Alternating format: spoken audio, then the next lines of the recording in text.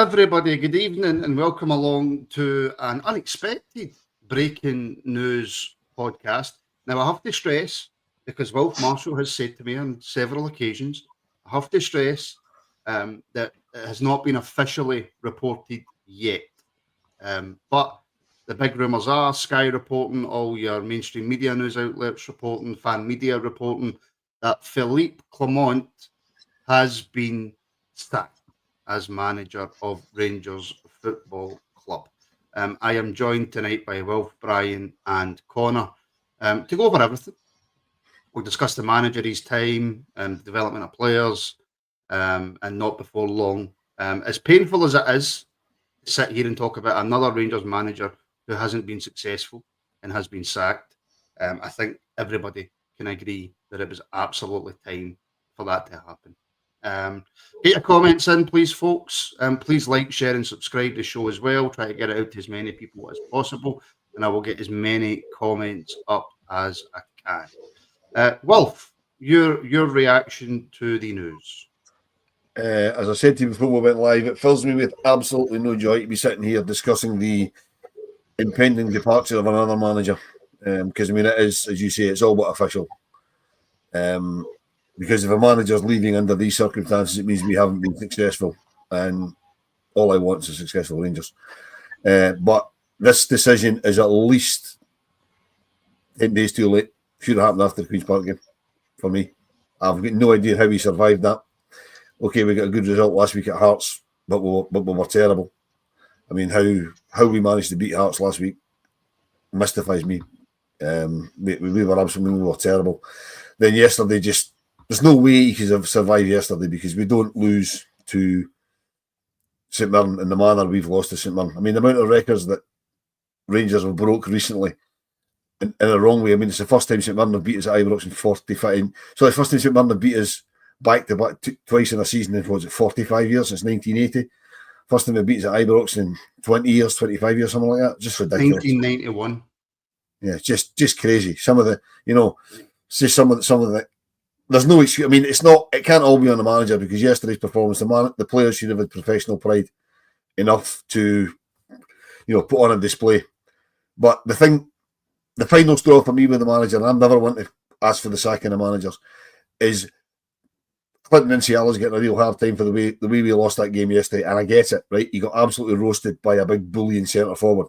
He shouldn't even run the park for the second goal because he went down injured after they scored the first goal, and the manager left him on the park, and he's got a centre half that he brought in on loan sitting on the bench. Young kid's getting roasted. He's got injured. Get him out of there. The manager but for me, he never ever in his time with us made a proactive substitution. He always made reactive substitutions, and that's the one. The most current one that just nails it for me. He should have taken young Clinton out of there, and put on Fernandes, or even stuck somebody on, put Tavernier across, just done something, got him out of there. And his decision making's been awful. I just don't think he gets it. I mean, for all he said, I know the size of the club and the enormity. I just don't think he got it. The fact that first game of the season we go to Hearts 0-0, that's a good away draw in Edinburgh, a difficult place to go. That's nonsense. That's absolute nonsense. It pains me to say it, and I really don't like to be sitting here saying another manager's gone, but it's beyond time he should have gone, as I say, at least after Queen's Park, because that's probably the worst result in their history. Yeah, and I mean, Connor, he should have been gone well before that, as we all know. But Patrick Stewart came out and gave his reasons for why he was continuing with Clement. It was all about European results and how we were doing in the Europa League. But I want to take what Wilf said and kind of add to it a wee bit. Just on the game yesterday, I think it's the first time that Clement has looked absolutely lost and clueless. Look, there's plenty of games where he's looked as if he doesn't know what he's doing. But just yesterday, Connor, you could feel it, even though I was saying, and loads of people were saying, they're still not going to sack him. Because we've seen this board, we've seen what they do. They're not going to sack him. Looking back now with hindsight, because it's fantastic, he did look genuinely lost. Yeah, he did. I think what was telling after yesterday was that he didn't have that usual confidence that his job was through after that result yesterday. You know, he's been asked a number of times this season after a number of the results that have not been anywhere near good enough about his job, and almost every time he said, "No, you know, so as far as he was concerned, he's not had these conversations and everything's fine." You know, a week after the Queen's Park game, he was asked if he even spoke to the board, and he'd said no. Basically, there had been no conversation that took place. So, you know, you always knew at that point nothing was going to happen because he felt so confident. However, yesterday was different because he was asked that question and he just simply said, "Look, it's a decision for the board to make." It's one they had to make because, look, I don't sit here and take joy in another manager being sacked. I'd much rather we were in a position where we were doing well, we're in the cup competitions, we're in a league title race, and the manager doesn't need to be sacked. Unfortunately, that's not been the case. And yesterday, as soon as St Mirren put that second goal in, that stadium cleared. That stadium emptied. Quite frankly, if I didn't have to sit there and wait, obviously, to meet Wilf after the game, then I would have gone myself because you knew it was game over at that point.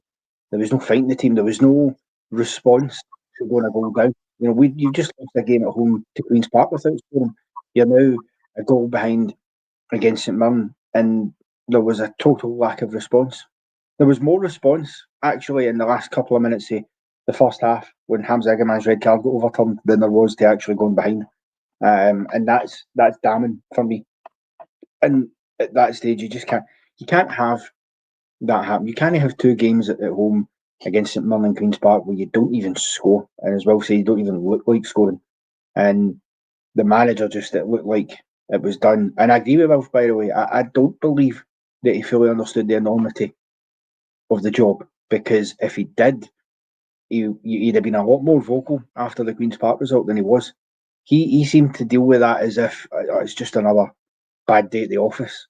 No, that's the first time in our history that a lower league club has came to Ibrox and put us out of the cup.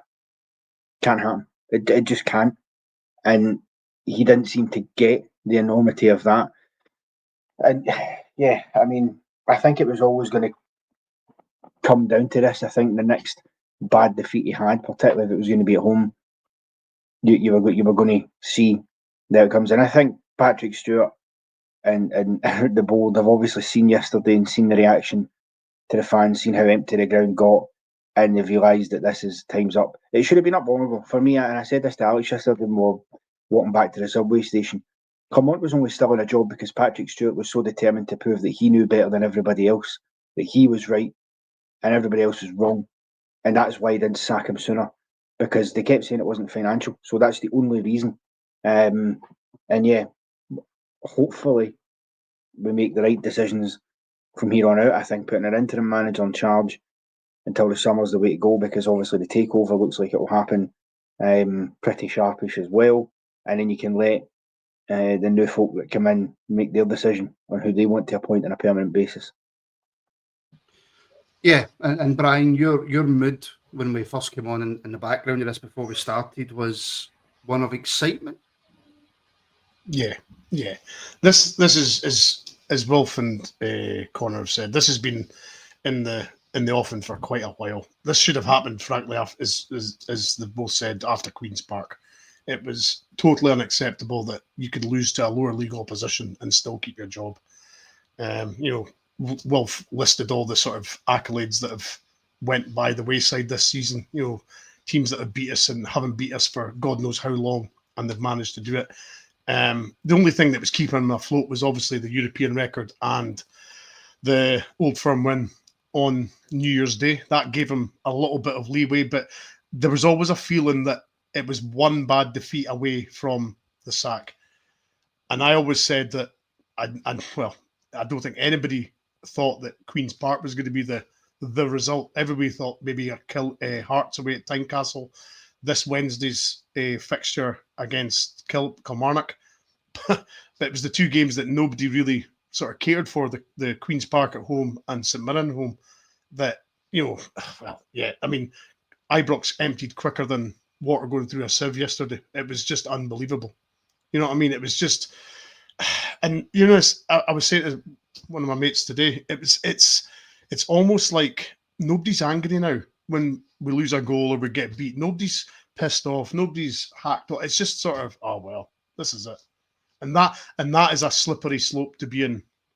Just not very good. And it's just so, the apathy around everybody is just, it's enormous. And again, I was saying today, it's almost as though you go down to the game now just to meet your friends, have a bit of crack. The football's secondary. Whereas before, the football was always number one, but now it's just total apathy. And you're only going there to meet your mates and have a bit of crack, where the football should always be the most important thing. But it's been a long time coming. And no, as I said to you earlier, a manager getting the sack at Rangers means we're not winning trophies, and that's not good. So nobody wants this. Nobody's reveling in this, but I'm afraid it had to happen. Yeah. And well, look, before we get into everything, and there's loads of super chats there that I'm going to get to, and we'll go through each and every one of them. But one of the biggest things, one of the biggest takeaways for me, and it's something that you mentioned as well, 5 managers in 4 years at our football club, that's not normal. It's not normal. I mean, we've had more managers in the last, 12 or 14 years than we had in the first 100 years of our history, because we just didn't go through managing. I mean, we had something like, up until we were about 125 years old, we only had something like 5 or 6 managers, maybe eight single-figure managers anyway, certainly. And okay, I get football's changed. Managers don't stay in situ for the length of time. The likes of Mr. Struth and Mr. Wilton and guys like that stayed in situ. They don't stay in situ for double-figure years. Alex Ferguson was the last of a dying breed. He's probably the last one that'll do double figures at any club. But 5 managers in 4 years, that's a sad indictment to the board and to previous boards, because it means they've been bringing in the wrong person. They've not got the person right. I mean, Stephen Gerrard did 3 years and left because he couldn't get the assurances from the board that he wanted. I've got my own thoughts on that. This isn't the right time to air them. But since him, we've just brought in managers that clearly haven't worked. So you have to question if the consecutive boards know enough about Scottish football. I mean, they're all Rangers men. That's fine. We're all Rangers men. Could we all pick the next Rangers manager? Probably not. You know what I mean? So as much as we respect what these guys have done, they've dragged us out the mire. They've put their hard-earned money in, which I'll always be thankful to Dave King and John Bennett and all these kind of guys for. But they're appointing managers that, quite frankly, haven't worked. I mean, bringing Michael Beale back in, he seemed to have duped everybody. That's the one that's really set us back. Getting rid of Giovanni Van Bronckhorst when we did. I think that was a big mistake by the board at the time, and then bringing in Beale was a bigger mistake. But we've all got degrees in hindsight. I mean, playing devil's dick advocate, and there's one for Arthur's bingo card. It could have been completely different had the board did what Gerrard wanted, had Gerrard managed to, negotiate with the board what he wanted to do. But as I say, we've all got degrees in hindsight. We have to get this appointment right, but then we said that the last time. And we said it the time before that. And we said it the time before that. I mean, there is a rumour that Sami Sharai, the new assistant manager, who's just come in the door, is probably going to take charge till the summer. I'm not sure if that's the right thing to do. Don't know the first thing about the guy. My personal choice would be Barry Ferguson and Kevin Thompson, because they know the club. They're both already at the club. Barry's got a bit of managerial experience. Well, so's KT to a lesser degree. At least they know whether it would be the two of them. With Mr. Sharai, I've got absolutely no idea. We'll probably know more if and when the club announced the sacking, because we'll have to be clear that they still haven't announced it. All the cries for Gerrard to come back. I'm sorry, that ship is well and truly sailed. We're a different football club to the way we were then. He hasn't got. He got a project. Basically, he was told 3 years, stop them winning 10 in a row, and he did that. He hasn't got 3 years. What we come in, the guy that comes in has to hit the ground running. The problem that he's got is that I've got no trust in any of these players, because as much as the manager's got to follow his sword, and he has, right? I've got no belief. I mean, see as soon as I heard the result for Easter Road yesterday, I went into Ibrox knowing we wouldn't win yesterday, because the team have got no heart. And it's not just under Phillipe Clement. It's been like that for 4 or 5 years. Every time they've dropped points, we haven't capitalised, because I think there's a mentality issue. I don't want to call the team cowards, but I will. They've got a mentality issue. They just don't seem to be able to look, a year ago, as Brian pointed out in our group chat last week, a year ago we were 2 points clear at the top of the league. They couldn't put the foot on the throat of the opposition and go out and close it out. When they go and get stuff, I'm sorry, they just didn't get going. Some of that's got to be down to the motivation of the manager, but their own professional pride shouldn't allow that to happen. So it can't all be down to the manager, but ultimately it stops with him. And any new guy that comes in has to work with what's there, which is why I wouldn't bring in a new manager now.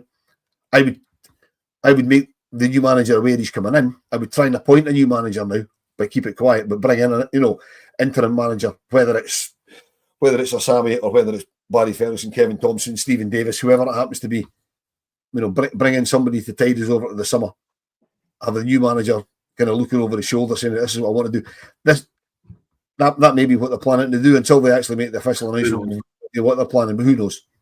Yeah, absolutely who knows. And this point here, Connor, for View Protec Limited on Twitter. Poor leadership, poor decision making has led to Rangers having 5 managers in 4 years. We require football people on the board. No point having money on the board that don't understand the football side of the business, which is, and I mean, look, we'll discuss players as well, because the players, it's players that get you sacked 9 times out of 10. Yes. Obviously, Clement had no real style of play. We didn't really know what he wanted to do. It was so negative. Actually, really well pointed out, and I don't often say this, on Sports Scene, of all places, by Neil McCann, very, very well pointed out about the way that we are playing under Clement. But with the board that we have in situ, with all this takeover talk, not A, Connor, do you think the new investors, the new owners, if you like, have had a say in this? And B, should we wait until the takeover is announced and then completely revamp our whole football department? Well, I mean, I imagine. Easy question, Connor. I'm giving you the easy question. Of course, aye. Well, I imagine, as tends to be the case with any takeover of any football club, that once it's official, once it's announced, once they've got their feet under the desk, then they'll look to do a bit of revamping anyway. Because what they will want to do is stamp their own sort of authority on things, their own image on things. They'll have a look at what's next. I mean, Patrick Stewart's saying right now that there's a ongoing root and branch review of things. I mean, I don't know what that will achieve or what that's actually going to bring. As Martin takes a phone call, this is the joys of live breaking news podcasts. But I think as well, this is why it has to be interim managers that take over, simply because there'll be no point in appointing somebody on a permanent basis, and then the new owners come in, take a look at that manager and think, now we'd rather go in a different direction, because then you're wasting money.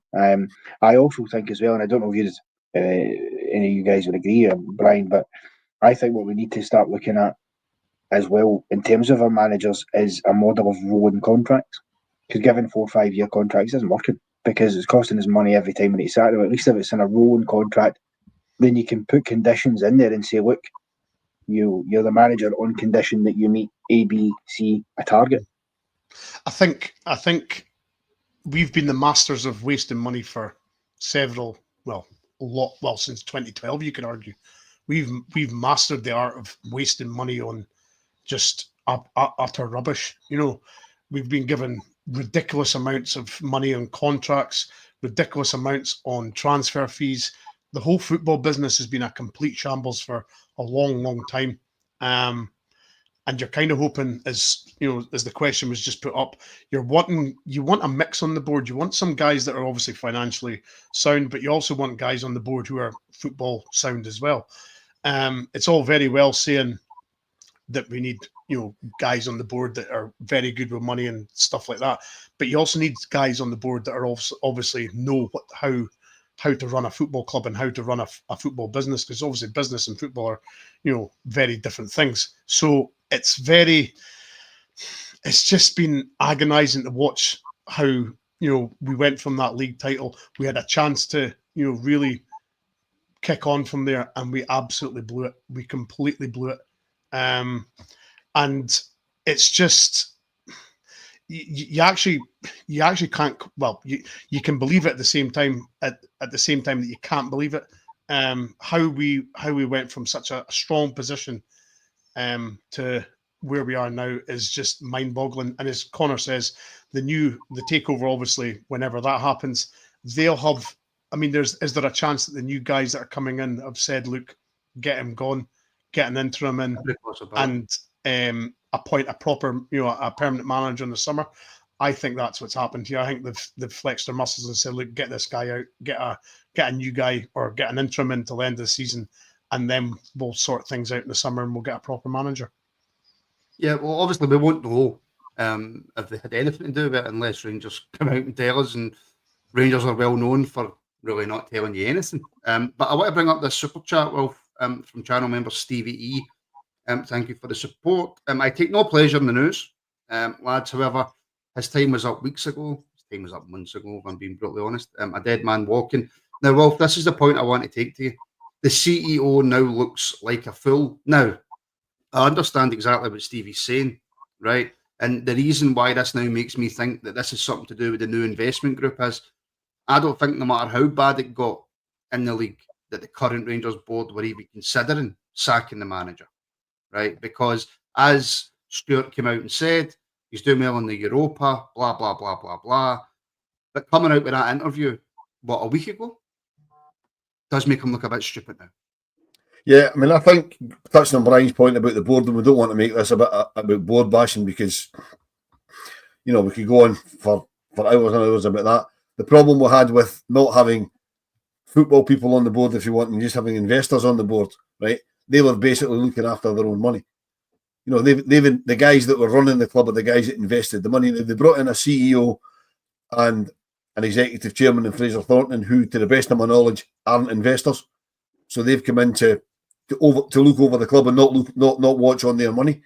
So, but obviously, the CEO's got to come out and say what the directors are wanting him to say, because basically they pull his strings.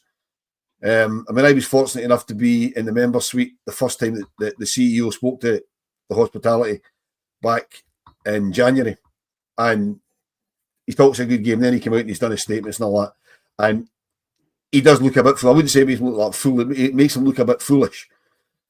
But I mean, he was probably only doing the bidding of the guys that are basically have appointed him and paying the salary. But I'm not totally convinced that that was the current board that fully appointed him, because if you try and join the dots from the rumours, and it's only because of rumours that we've heard, this since the 49ers group thing came into mainstream news last week, it became apparent that they've been in negotiations since just before Christmas. The CEO came in just before Christmas. The CEO was also involved in the takeover at Manchester United, so he's got previous experience of takeovers. He came in at the same time as the takeover was being discussed. Is that why he was appointed? Because that's the sort of thing that he can do. And also the word is if and when the 49ers group thing happens, that him and Fraser Thornton are going to be staying in situ in their positions, because obviously the main guy driving it, I believe, is the chairman. At least he's not going to be chairman of two football clubs. That's just not going to happen. So they probably will leave Fraser Thornton where he is. I'd imagine that the CEO will stay where he is. So it does make him look a bit stupid. It makes him look a bit like a yes man for his current employers, if you will. But again, we'll never know until Rangers come out and tell us, and they're not going to come out and tell us that, are they? No. Can I just say, by the way, I'm seeing a lot of comments of people saying, "Oh, it's just a rumour. Oh, it's just a rumour." Like James Cameron saying here, if Chris Jack and Hart and Hand are both saying he's gone, he's gone. And right? Every major news outlet is saying he's gone, Connor, he's gone. Yeah, exactly. Sky Sports News are reporting that he's set to be sacked. That means he's gone. STV News saying the same. Chris Jack and Hart and Hand, that's where it's true. Because there was rumours before. I remember sitting at a women's game with Martin, and a rumour mill swirled on WhatsApp that he'd been sacked, and it picked up pace, and then it was very quickly put to bed by Chris Jack, funnily enough. So you would know. Do you know what I mean? If it wasn't true, he is going. Why Rangers are waiting so long to make any kind of announcement on it, I don't know. Well, but that's just typical Rangers for you. What's been said, Connor, is that they're waiting until everybody within the club has been informed. They've informed everybody in the club, not just everybody in the club. How long does that take? Or could that take to tomorrow morning then before we make it? Sorry to cut across you guys. Sorry to cut across you, Connor. In front of you. what they might be waiting for before they make it official. They might. I'm not sure how it lies with the way our shares are. They might have to tell the stock exchange first, and if they do, that's tomorrow morning. Well, That's that's just also my head. They may well have to tell the stock exchange first, so it might not become official till tomorrow morning. And with the best will in the world, Martin, I ain't sitting here till tomorrow morning why not? because I've got work to go to. I'll pack up. We'll sit here till they announce it. Brian, get your bed in your camp store. Hopefully it won't take that long. I mean, realistically, when they see what's happening on social media and they see all the reports and press leaks and the people in the know, I think they'll eventually tonight, hopefully soon, have to just make the announcement, because there's no point in. And I get what I was saying about the shareholders, but I mean, ultimately, if he's gone, he's gone, and I think we all know that. Look, if this would be the biggest case of egg on your face on the planet, if it was announced that he actually hasn't been sacked. That would be quite remarkable, and I think at that point you would no longer trust any Rangers source whatsoever. And somehow I don't think that's going to happen. No, he's 100% gone. He's absolutely 100% gone. Right, another super chat, Brian from Airwolf, channel member. Thank you very much. Good news. Take our time to get the right man. No to McInnes. Hopefully 49ers takeover will improve the manager candidates. That's a very good point, because we're in this position of, and without, anything being confirmed, the takeover is going to happen. It's just a case of when that's announced. The manager's been sacked. It's just a case of when that's been announced. So we're in this kind of limbo, Brian, of, do the board appoint a new manager? Do they agree with the investment group coming in to appoint a new manager? It would appear to me, and just me, my own personal opinion, that they will just run with the assistant until such times as the takeover's been confirmed. Yeah, I mean, I think if there's an impending takeover. Sorry, Brian. Sorry. The takeover is not speculation. See the Celtic fans in the comments who are absolutely terrified of Rangers getting money. You're going to have to accept it, because the takeover's just about done. So just accept it. An impending takeover, to me, suggests that the new owners have had a hand in this sacking. They've turned around and says things are not acceptable. And let's be honest, until they actually get into the building and take control, they're wanting to they want to appoint their own guy. Let's be honest, right? And there's no way they're gonna let this board appoint a permanent manager until they get in. So the obvious and the most sensible thing to do is have an interim manager till the end of the season, till the new people come in, and then they can get to work and get their guy that they want, who they believe is the best person for the job. So no, I'm kind of with the super chat in the sense that I don't want it to be McInnes. I want something fresh. I want something better than. I want at least a little bit of a little bit of due diligence on the new manager. I want due diligence, a guy. Yeah, I want due diligence on the new guy. I want a proper a proper thought process with this new manager. I don't want just a guy just flung in because it's fashionable or if it's great. You want the right guy. As Wilf said earlier, we went years and years with, over the history, it was 19 managers over the entire, and then all of a sudden we've burned through managers just like we've burning through money.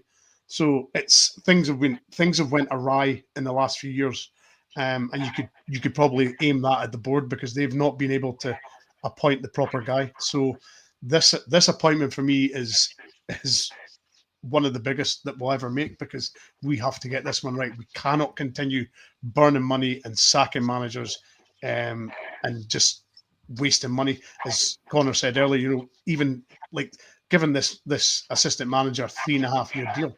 What was all that about? Nobody knew him. He just came out of the blue, and we've thrown in a 3.5-year deal. We've got to be more modern. We've got to bring things forward. And this appointment is absolutely key. It really is. And by the way, people can clip what they want for the rabble because it just makes us grow and be more popular. The reason, by the way, that I say it with a bit of tongue in cheek about Celtic fans being terrified is because everywhere that's Rangers associated that's talking about the takeover is just full of Celtic fans. That and our comments when we mention a takeover are just full of Celtic fans. That's why it's terrible. Financial experts, structural Financial experts, experts, NFL experts now as well. Yes, exactly. That's why I say terrified, folks. Yeah, well, this goes back to something that you were talking about for James Cameron, channel member. Thank you, James. I said it on here after the Birmingham City in pre-season that he wouldn't last the season. He just didn't get what Rangers are about. That's just giving me PTSD because I had tried to wipe Birmingham City out of my mind, and not just because I shared the bus journey there and back with our very own Brian Fotheringham. That was a hellish long bus journey, believe me. It really was. I mean, that was a ridiculous. I mean, I know Birmingham are throwing money at it now, but at that stage they hadn't really thrown all the money at it.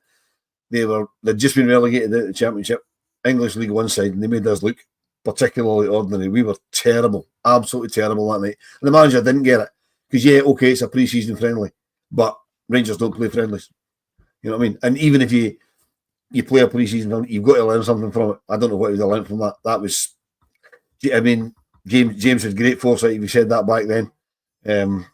It's just, he's right. The manager didn't get it. I mean, the more you look into it, it's very, very clear that the manager, as I said earlier, even go back to the start of this season, and he'd already been here, 7 or 8 months.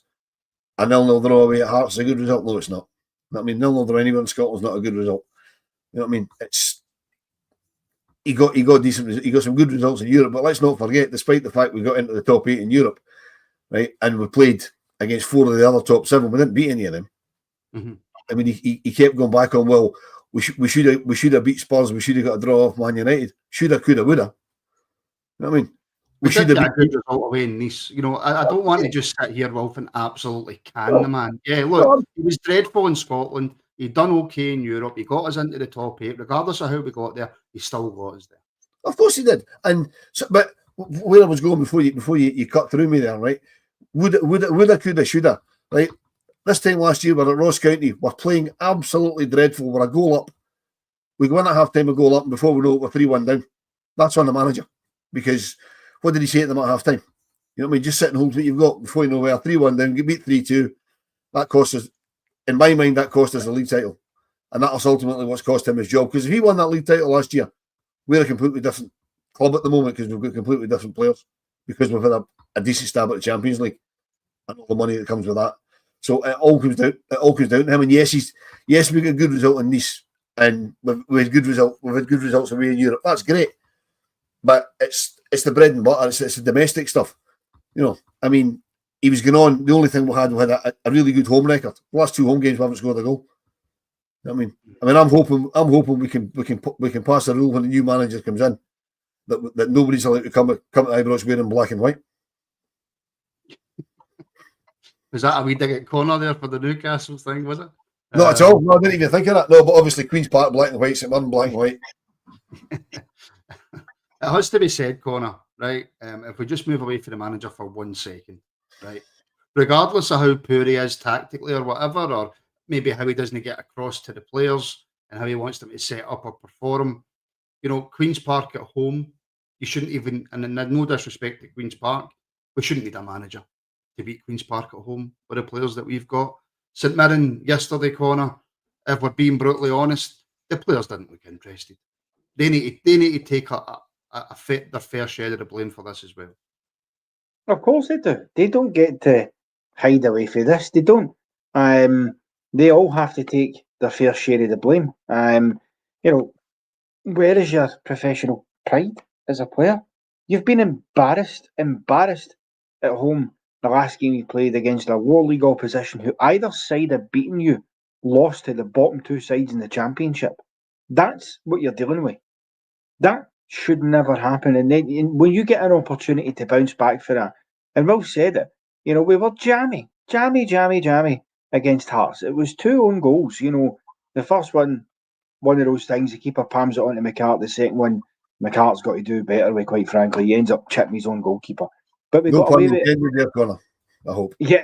Well, I had a jammed Hearts, of course. We got away with it big time against Hearts. The amount of chances they had as well. Jack Butland had a great game that day. Made a number of great saves to keep us in the tie.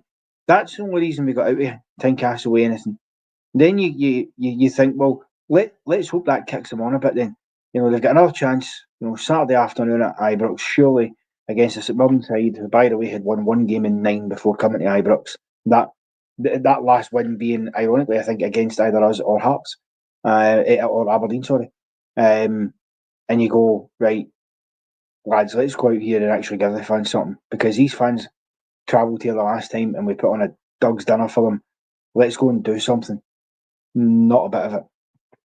And the problem was as well, there was no tempo to the game, no pace. There was no, let's get at St Mirren here, let's create chances. The amount of times that ball was getting passed backwards to the defence was ridiculous yesterday. I mean, it was at the point that every time it went back to the defence, there was boos howling for the stands because people were fed up with it. It was pick the ball up, look forward in midfield, and then, we'll just pass it back. And then Jack Butland, he's passed the ball straight to some Mirren player, almost cost us a goal. Thankfully, we got away with it because he recovered with a decent save. But then instead of thinking, let's change tactic here, we're still passing it back to the keeper. That's on the players as well in the park. That isn't just on, come on. Because as a player, you have to make decisions in games. You have to be willing to do the running, to do the hard part. Look, St Mirren are a frustrating team to play against. They'll sit back and they'll do it. But the difference is they've done exactly the same to us yesterday that they done to us in Paisley. It's the exact same game plan they put out, and we can't learn how to deal with that.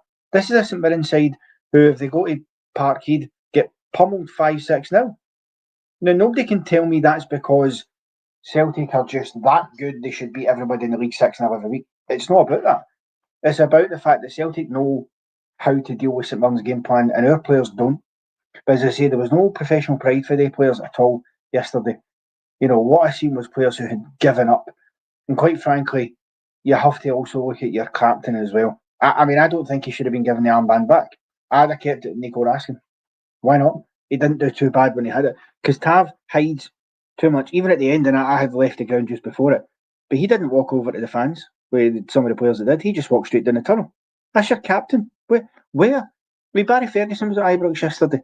Heard him talking to Edmiston House before the game. Do you think he'd have just disappeared? I'm not interested. See you later. Of course he wouldn't have. A prime Barry Ferguson in that Rangers team would have delivered more than what Tav he would have done. But you have to question that as well, because how many managers has James Tavernier overseen at Rangers now?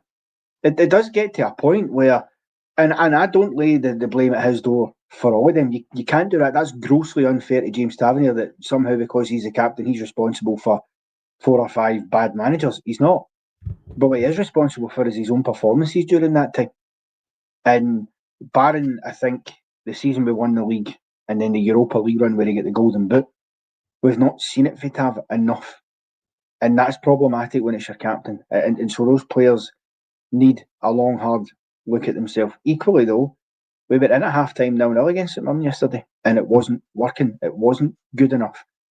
I expect that Clement should have been in there giving them the bloody hairdryer treatment. And if he did, and they just didn't listen to him, then that tells you exactly why he had to go, because they clearly weren't interested in anything he had to say anymore. Equally, he could have made changes at half-time as well. Didn't really seem bothered with that. I just think you look at it's a sum of all its parts, but the players take a massive portion of the blame because a lot of them are not fit to wear the jersey. Yeah, I completely agree with you. And just this quick point for Jack Kiernan, I like the way he says your club. It feels quite aggressive, right? But what makes the panel think the Niners investment company will understand your club? Because they're not stupid. They're not going to spend, what's it going to cost them in total, between 60 and 100 million to buy Rangers, to buy out all the shares? They're not buying that out to come in and think that they can just do it whatever way they feel like doing it. No, they do their due diligence. I nearly got the Bryan disease there. When they come into stuff like this and they understand it and they go about it the right way, just look at what they're doing with Leeds, for example. Look at what they've done with the 49ers in the NFL. Fifth richest NFL team. They know what they're doing. I just wish Celtic fans would focus on their own club. Impossible. Brian, Jack Roberts, the super chat. Thank you very much, Jack, channel member as well. And this is something that we've kind of already discussed. But Nick's manager has to understand how to win domestically. Sick of this European pishy football. It doesn't work. Well, it works in Europe. It works in Europe, but I'm afraid it doesn't work against a low block at Queen's Park at home, or St Mirren at home, or Dundee away, or wherever, Motherwell away, or wherever that be. We've got to get a manager that understands the league and understands the fact that we play the vast majority of our games against a low block. And we've got to understand how to unlock those defences and those teams. There's no use playing pretty football in Europe if you're only playing in Europa League or Conference League or wherever it is. We want to be back winning the leagues. We want to be back winning Scottish Cups, League Cups. We want to be back domestically. I've always said Europe is a nice bonus, but we've got to get back to being dominant in Scotland again. And it's not rocket science. We're far from that, and I'm afraid until we get back to that, the fans won't accept it. The fans won't accept being second best. I'm afraid second best in Glasgow is the sack. Simple as that. And I'm afraid that's exactly what happened to Mr. Clement. As everybody has said, nobody wants this, but I'm afraid needs must. But yeah, domestically is your bread and butter. That's where you're sort of judged on as if you've been a successful manager or not. And I'm afraid one League Cup suggests that Mr. Clement is not up to the job. So it's all very well saying we got to the top 8 of the Europa League and this and that, but I'm afraid that getting top 8 of Europa League doesn't win you trophies. We want trophies. It's Brian. See if it was the Champions League, Brian, right? Getting top 8, then the manager might have slightly more leeway because it's a far greater sum of money. Correct. The Europa League, I know it's went up a bit this year, but it's still pennies on the dollar. Absolutely, right? yeah. So we need to be playing good enough football in Scotland to win leagues to get into that Champions League. That's what we have to be doing. And it's not just Clement. It's the last few managers, Brian. Yeah. I mean, look at Gio. Great in Europe, not very good domestically. As I say, it's all very well being pretty and very good in Europe, but that doesn't get you trophies. Winning you the league, winning your Scottish Cups is trophies. And that's what the Rangers fans have been craving for a long time. And the sort of riches are in the Champions League, as we're seeing across the city. Everybody wants a bit of that, but unfortunately, we either don't win the league and get in automatically, or we get second, but then we lose in the qualifiers, like we did with Malmo. So no, domestically is absolute king. We need to get back to being a dominant force in the Scottish League, winning trophies, and I'm afraid until that happens, you can kiss Champions League goodbye.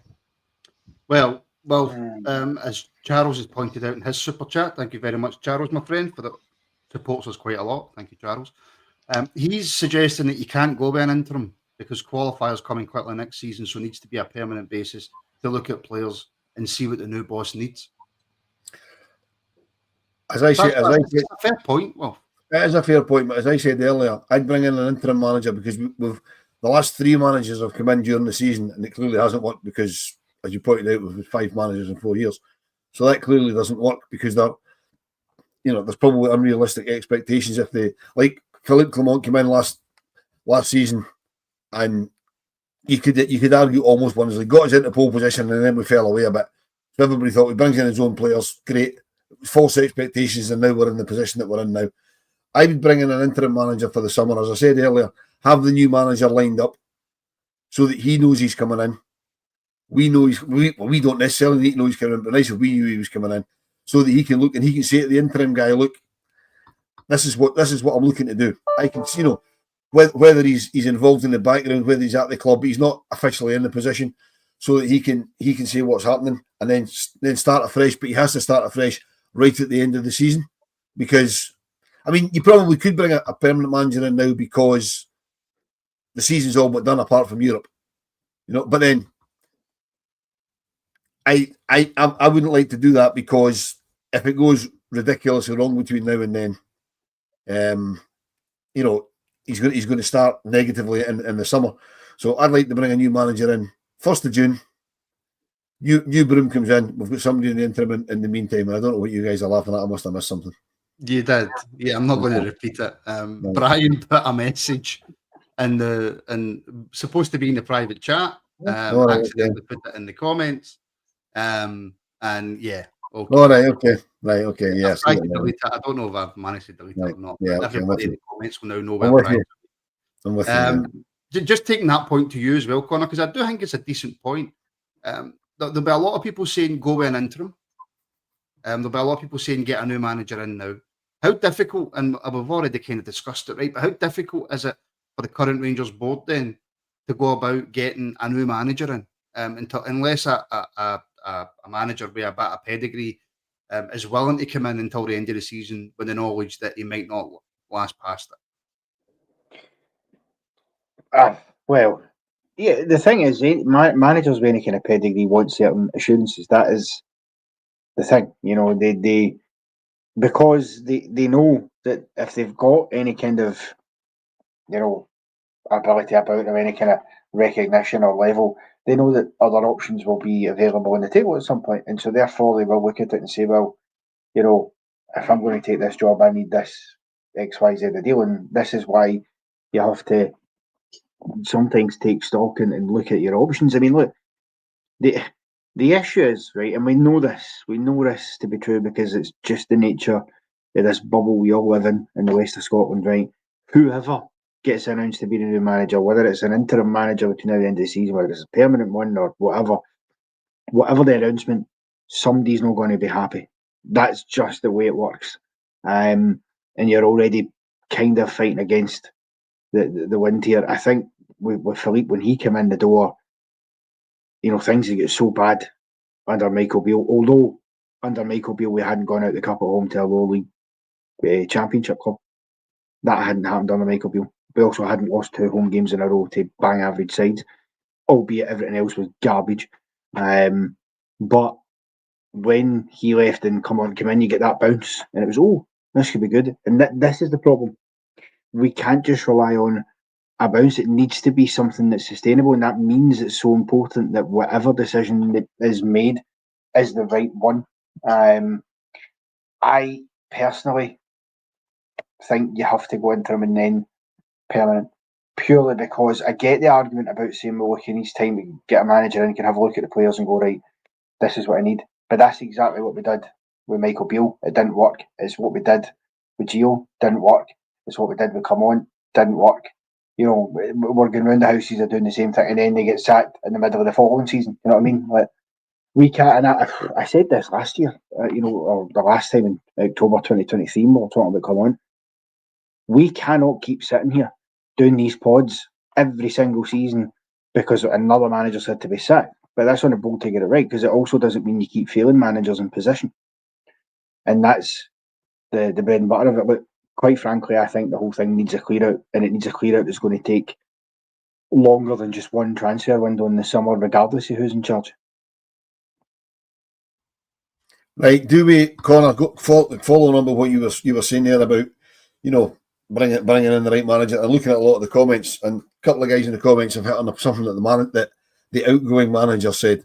I keep calling him the manager. The outgoing manager said that the signing of the players, every time he was asked about signing of players in the January window, he's like, nothing to do with me. Ask Niels Coppin. And with the CEO coming out and saying we're bringing in a sporting director, and we've got directors of football, and we've got this and we've got that. I'll ask the three: do you think we're going to go with a manager, or we're going to bring in a head coach whose job is to coach the players? Because that clearly isn't happening. No idea. I'll be brutally honest with you. This is the problem right now, and I'll say this again, and I don't want to offend anybody who doesn't support Rangers, right? There's a takeover happening at the football club. There's a takeover happening that's going to bring a lot more money into the football club. It's going to make us able to buy better players. It's going to make us able to even maybe attract a better manager. So I don't know is the real answer. This is, like I said, Brian, this is one of these things that when you're going through a takeover, the board are still in situ, the manager's been sacked, everything's in limbo. It has been reported, O'Brien, in the last few minutes that it will be an interim manager. Yeah, I think the pause button's got to be hit right now because, as you say, the new owners are going to clearly have their own ideas, their own agenda, and what they want to happen. So there's no point in us appointing a permanent manager now. It just doesn't make any sense at all. I think there's a few folks saying, obviously, that we've got to appoint a sporting director as well. I think Ian's saying that. So we've got to get that position sorted, and then you would think the manager will come, swiftly after that. Yeah, we're almost in a bit of limbo now. We're in limbo because we're waiting for the announcement of the takeover. Excuse me. And then, obviously, when that happens, then obviously you'll see things kicking into gear, as in they'll appoint their own sporting director, they'll appoint their own manager. I just feel now we're kind of in limbo. The board just now will obviously appoint an interim till the end of the season, and then, but until then, we've almost hit the pause button, because let's be honest, nothing really happens after you sack a manager and then you've got a takeover. So it's almost like we're in a bit of limbo now. We'll have to wait till the end of the season, I'm afraid. You go along with that, Connor? Just finishing up on Wilf's question before we get back on to the manager's record. Brian, I mean, honestly, I would absolutely go on what Brian was saying there. Yeah, in terms of Wilf's point about a coach rather than a manager, yeah, that might be the route they go down, but that makes the sporting director role all the more important, because the one thing I don't want is for that to be somebody like Nils Coppin, because he knows absolutely nothing when it comes to coaching and managing teams and that, and he might be able to help bring players in, but he can't be having final say over things. The thing is, if you go down the route of a head coach rather than a manager, that might mean that the calibre that you bring in is slightly lesser, because a lot of your, brand name, for want of a better term, managers, they want to be managers, not head coaches. They want to have a bit more control than that. So it could be, but again, as it goes, this is a merry-go-round we need to get ourselves off of and sharpish, and hopefully with the new ownership model coming in, we will do that. It's tough because there isn't a lot of high quality managers out there that we can actually really afford under the current financial regime. Of course, once the new owners come in, that might change, and that's why actually waiting until then makes more sense as well, because then you might have more money to offer. Because that's what you need. We need a manager that could be somewhere on a par with the type of level that I think Brendan Rodgers has been at for them, in terms of somebody who's got experience at high enough levels, because we just don't have that. Phillipe Clement, when he came in, has only ever been successful in Belgium, and I made this point in a podcast last week, the week before, that sometimes you get players who just suit a certain club or a certain country. Same with managers, and I think that could be the case for Clement, because out with Bruges, he failed at Monaco, he's failed here, and it looks as though that if he went back to Belgium, he'd probably be a success. I mean, despite how bad things were here, he was still being talked about in the running for the Belgium international team job, which seems bananas to me, but is the way it is. I wouldn't be against the idea of a head coach, though, to be fair. Can I just say, and take it with a pinch of salt, folks, right? Take this with an absolute pinch of salt. And somebody who I don't like very much, Sam Matterface on TalkSport has said that Rangers are actively seeking to get Gerrard in until the end of the season. I don't. Now, take that with the biggest pinch of salt in the world. I don't believe for a second that Sam Matterface has got any contact with anybody with any ties to Rangers. So he's probably just. I think he's flying a kite, looking for TalkSport, looking for clicks, because that's what TalkSport do. I really can't see that. I don't know why Gerrard would want the hassle of coming until the end of the season. I mean, one of the reasons I think it's going to be an interim, whoever the interim is going to be, I think they were hoping to limp along until this takeover happened. Because it's probably going to happen sooner rather than later. We're going to limp on then change the manager, but because of the last two home results they've had to push the button, as we're led to believe they have. We don't have still nothing official yet. So he's also failed miserably at the last two clubs he's been at. Oh, he has. I take it this is Clement, not Sam Matterface we're talking about. Oh, Gerrard. Gerrard, yeah, absolutely. Yeah, he went to Saudi, they couldn't get rid of him quick enough. You know what I mean? the biggest mistake Steven Gerrard did was jumping at the Aston Villa job, because he made an absolute mess of that. Because we all knew that his ultimate goal was to go to Liverpool, and to go to Liverpool he had to be a success somewhere in the Premiership first, and he left us too early, quite simply. But there was reasons why he left us. We touched on them earlier. That's another pod on its own. We're not here to talk about Steven Gerrard. But let me ask you this then, Well, just while we're on the subject of interim managers and Gerrard and stuff. Cody Super Chat, thank you very much. Who for caretaker manager till the end of the season then? Ferguson. Not for me. That's above my pay grade. But unless you're going to give me a rise, of course. But I wouldn't. I've heard it suggested even before this breaking news that we're still waiting for was muted earlier, that an interim partnership of Barry Ferguson and Kevin Thompson. I've even suggested the same myself, simply because they're both actually at the club, because KT came back last week. So they're both at the club. They've both been managers before. On an interim basis, they know about the club.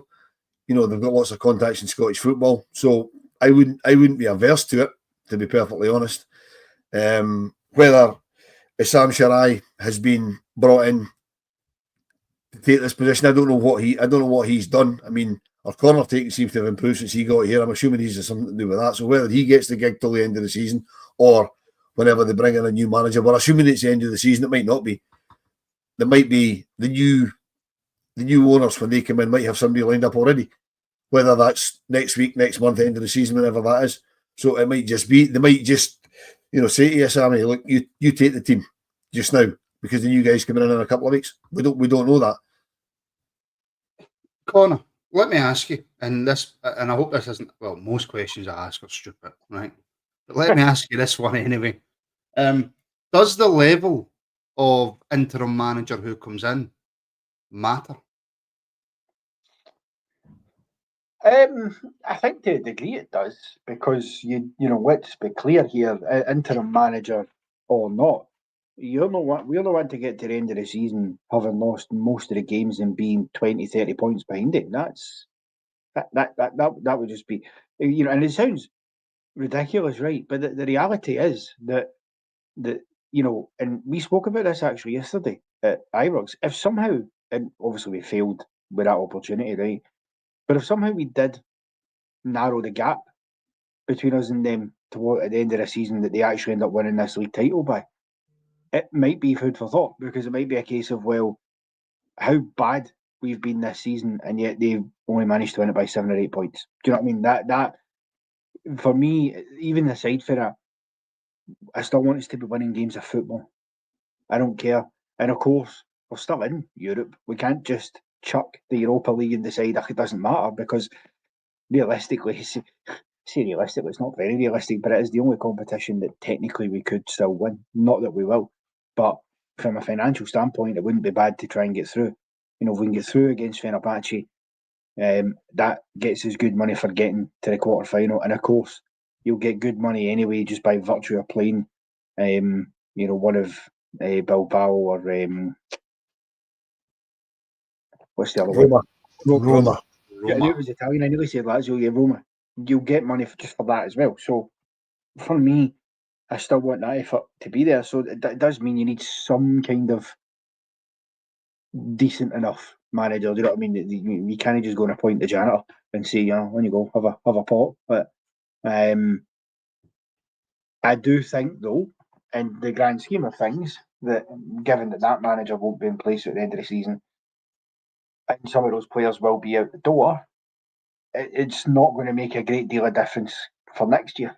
Whatever happens between now and the end of the season, that much is for sure. But no, I still want a reasonable enough manager coming in the door. Right, sorry, I've got a new phone, right, and I've got no idea how to turn it on to silent, and it's doing my nothing. Absolutely dead. I don't know how to turn it on to silent. It's doing my nothing. For all the people who are still shouting about, nothing's happened yet, blah blah blah. Tweet from Heart and Hand.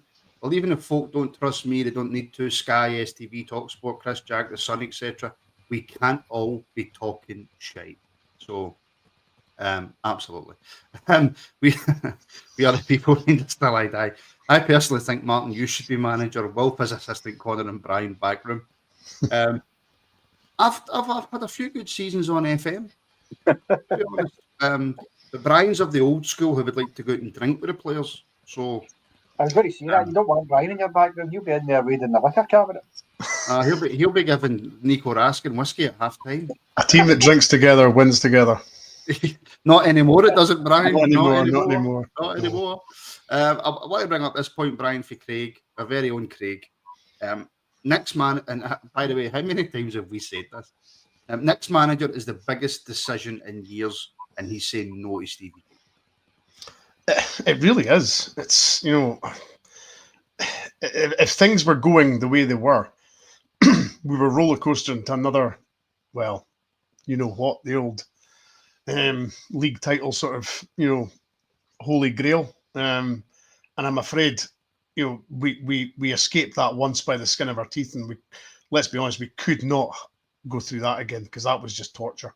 Having to endure that sort of impending doom for 3 or 4 years, and then eventually we managed to stop it by the skin of our teeth. But there's no way we could have even got near to enduring that again. So it's absolutely right. This appointment is really crucial. It's absolutely massive, and we've really got to take a big deep breath here, and hopefully these owners get this right.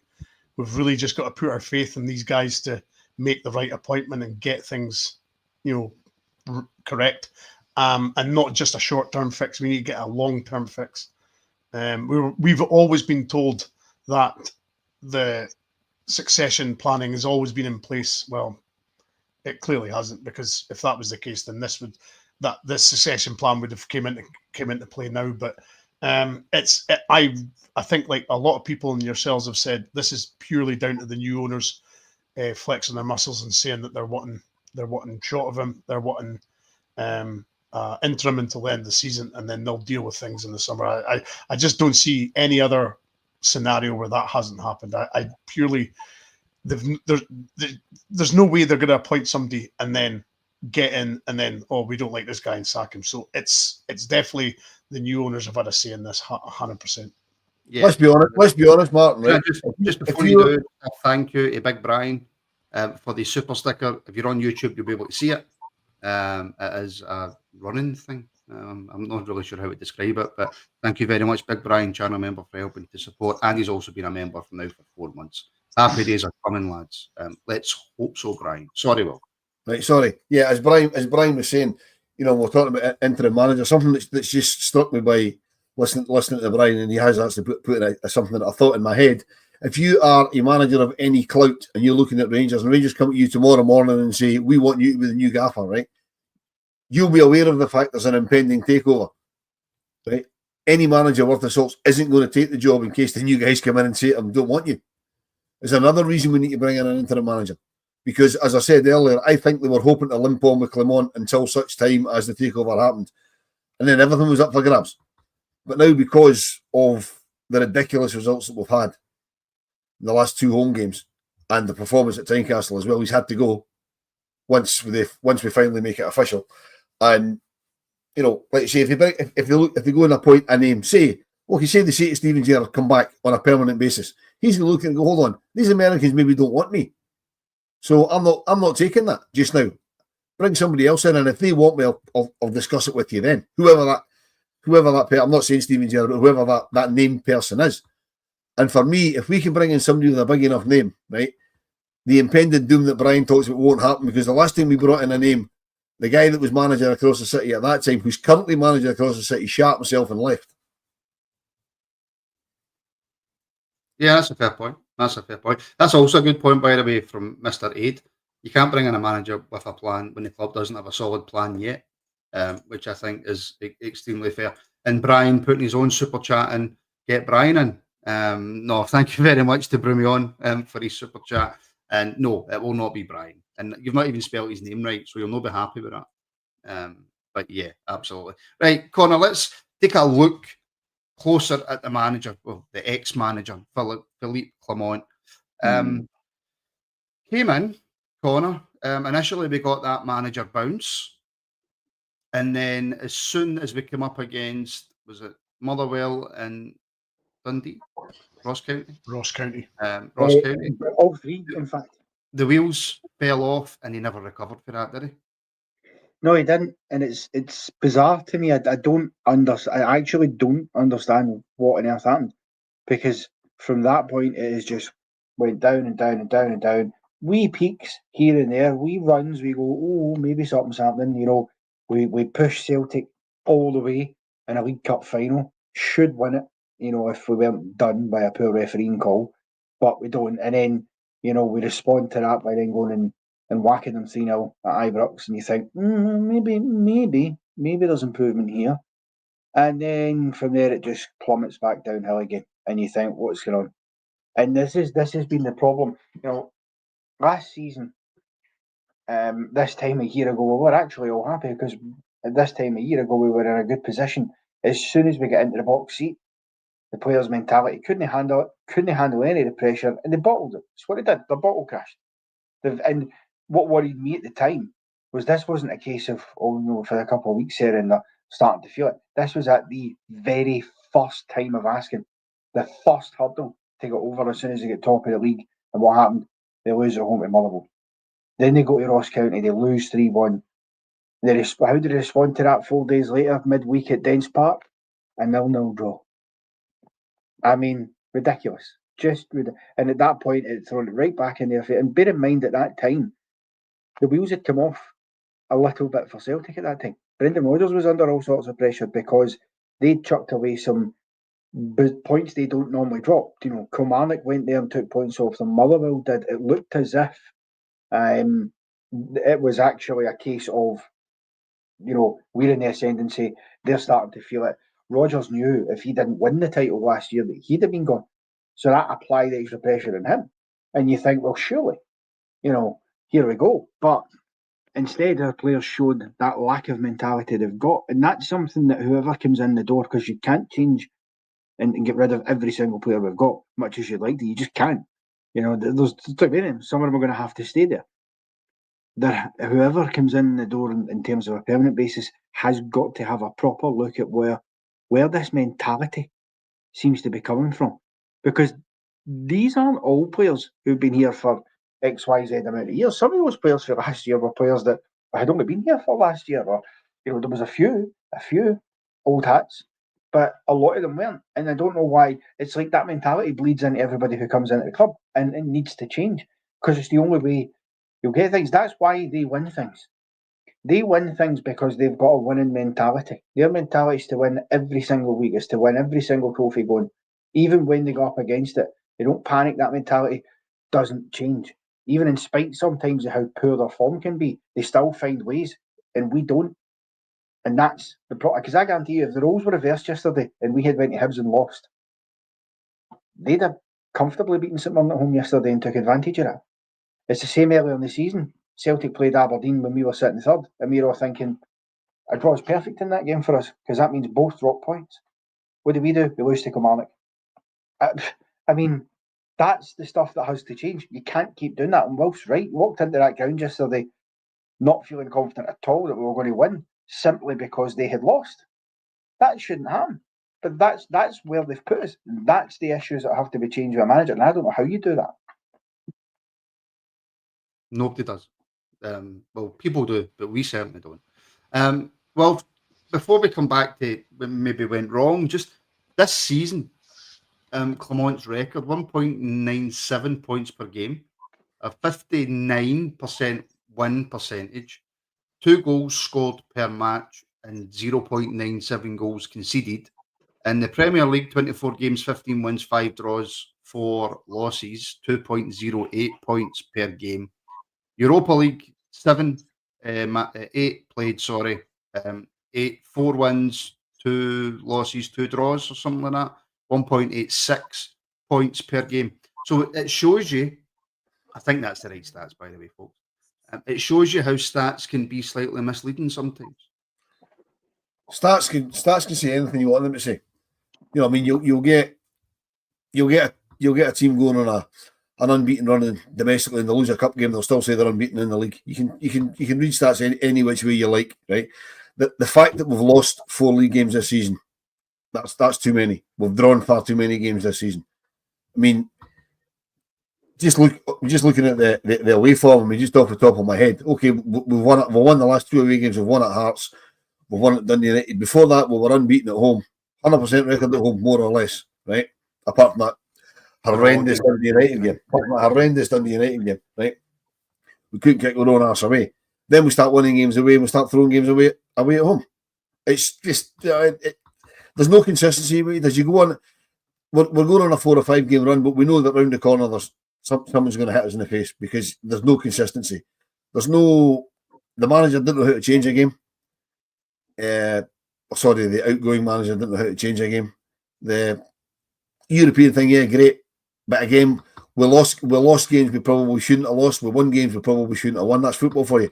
As Brian said earlier, Europe is magic. Right? I love Europe. Right? I love the trips. I love everything about Europe. But with the best will in the world, European football started in 1956. We've won 1 trophy in Europe. We've been in 5 finals. We've lost 4 of them. That's not good enough at all. But that's historical. That's just a Rangers thing, right? Domestically is where it's at. Right? In the last 12, 13 years, we've won 3 domestic trophies. And yeah, we were out of the league for 4 years, right? But even since we came back and we've been challenging in the last 6 years, when you could say that we've probably been in a position to challenge, we've won 3 trophies, right?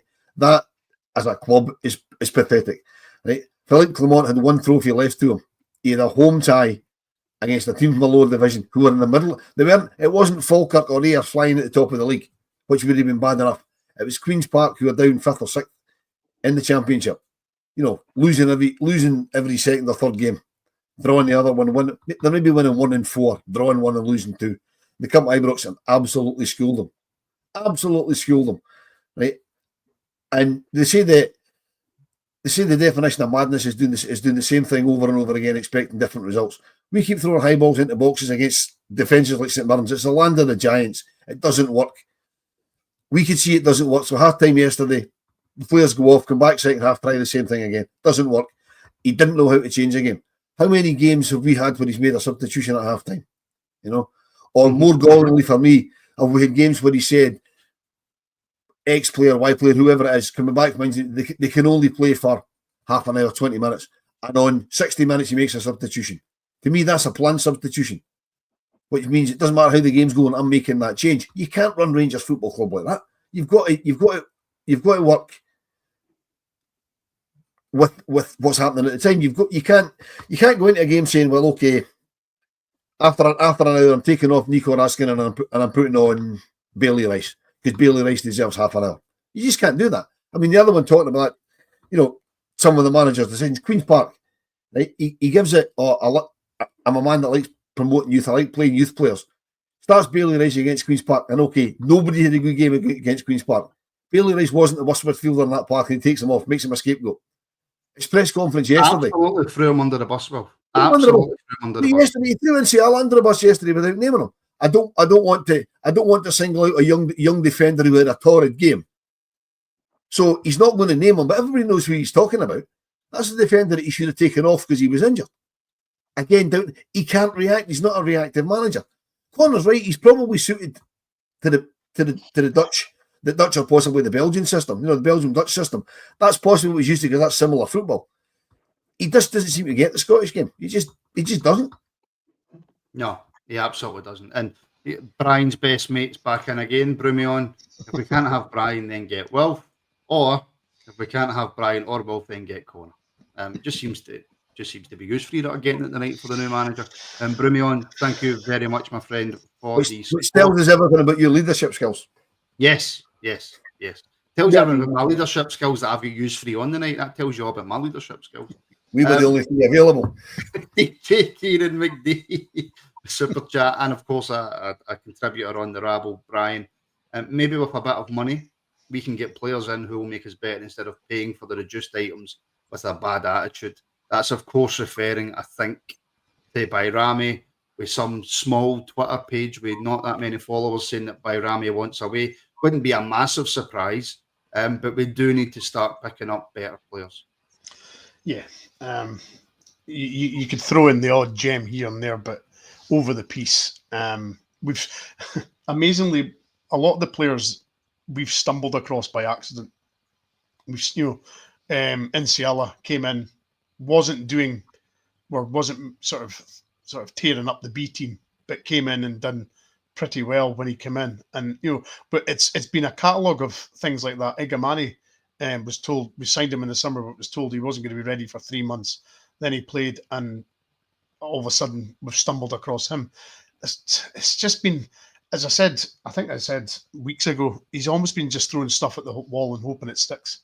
And it's, as you said, you cannot run a football club like that.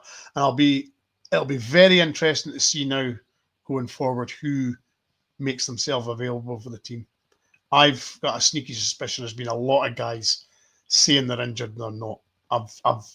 I've been thinking it for a while now. And I think the heat has been too much for them. And I think a lot of guys you might start seeing making their way back into the first team fold, because I think a lot of them weren't willing to play under him. And I think a lot of them maybe were ducking the challenge. So it's just a wee theory I've had, but I'm just starting to think it might be coming true. Well, that theory will be tested, Connor, on Wednesday against Kilmarnock away from home. And it will be tested really for the rest of the season. If performances somehow magically pick up and we go to Kilmarnock and we see them off with ease and we play better football and we score goals and we start really competing much better in away games in the league and we start putting teams to the sword at home, then yeah, it tells you that, the club are right to get rid of the manager. It tells you that the manager wasn't good enough, but it also sheds a light on the players. It does. The problem the players have got is that come Wednesday night, they won't have any place to hide. They won't have a manager to hide behind because he'll have been removed. I know we sit here still waiting for the club to officially tell us that, but he is gone.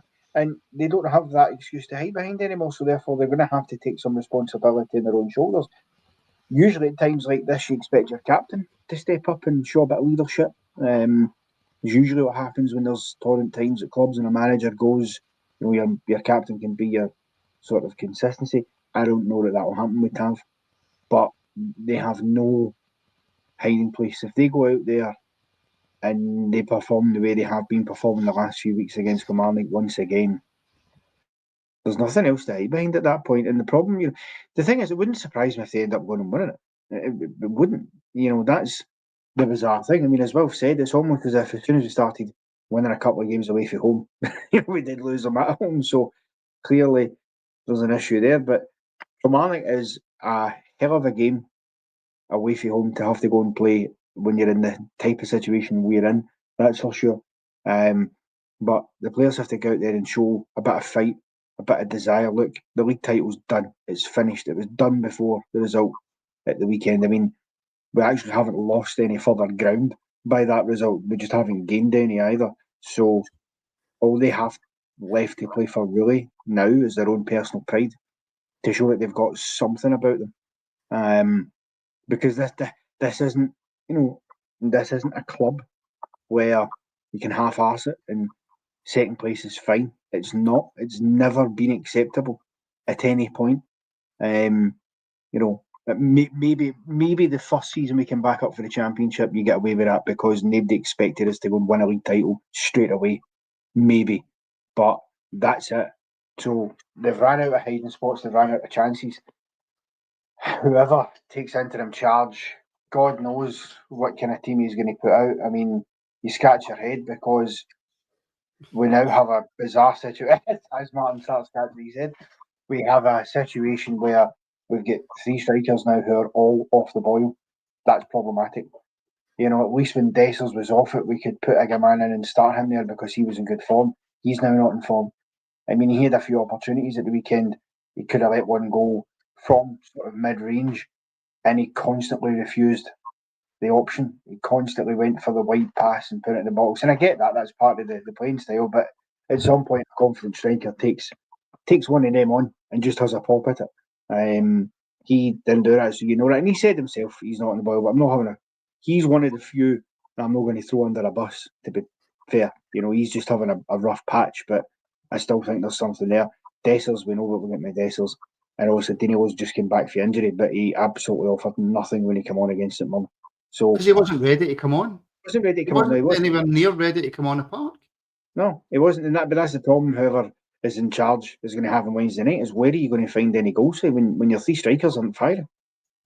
But Connor, do you not think part of the reason the three strikers aren't firing is the manager stumbled upon? Sorry, the outgoing manager, because as people are pointing out, he hasn't officially been sacked yet, right? He stumbled on a formation that worked with playing two strikers up front, playing two together up front, and it worked for a few games, and then he stopped playing it. And since he stopped playing it, the strikers have dried up. So are they out of form, or are they just, are they begging to go back to two up top, and he just wouldn't do it? I mean, I get what you're saying. Dessler should be taking shot. I mean, strikers can have off days. I mean, the Hearts striker last week should have had a hat trick, and he scored 2 goals today, and one of them was an absolute cracker that he put through the keeper's legs. He missed exactly the same chance last week against us. So strikers can be like that. But again, the manager found a formation that worked, and then for some inexplicable reason changed it. So that could be a problem with strikers. Another reason why he has to go. They have to announce this, and he has to go, because we as Martin, as you said earlier, there's absolutely no discernible playing style. We don't know. We don't know from one week to another what he's trying to do. You see the team formation, you think this is how he's lining it up, and it's nothing like it. You don't know. I mean, we played a game a couple of weeks ago with the only striker we had. I can't remember who it was against. The only striker we had was Igamani, and he played him out wide, and he put Bajrami down the middle. I mean, just that's insane. Do you know what I don't understand, Brian? And something's just come into my head there. The Patrick Stewart coming out and giving his interview and saying Clement's the manager. We're backing him now. Yes, it hasn't been good enough in the league, but he's doing well in Europe. CV was always just one, and maybe this isn't just Rangers, this is all clubs, right? CV was literally just one poor result away from getting sacked. Why wait? Why come out and do that interview? Baffling. As everybody's saying, he looks kind of silly now, doesn't he? I bet he wishes he could hit just not do that interview. Thing is, everybody's been saying the same thing for months now. I think it's months. We've been kicking this can down the road about keeping Clement for a long, long time. I said, where's the bottom line for this board to sack him? Apparently, Queen's Park at home wasn't a low enough bar. But after St Mirren yesterday, that was a low enough bar.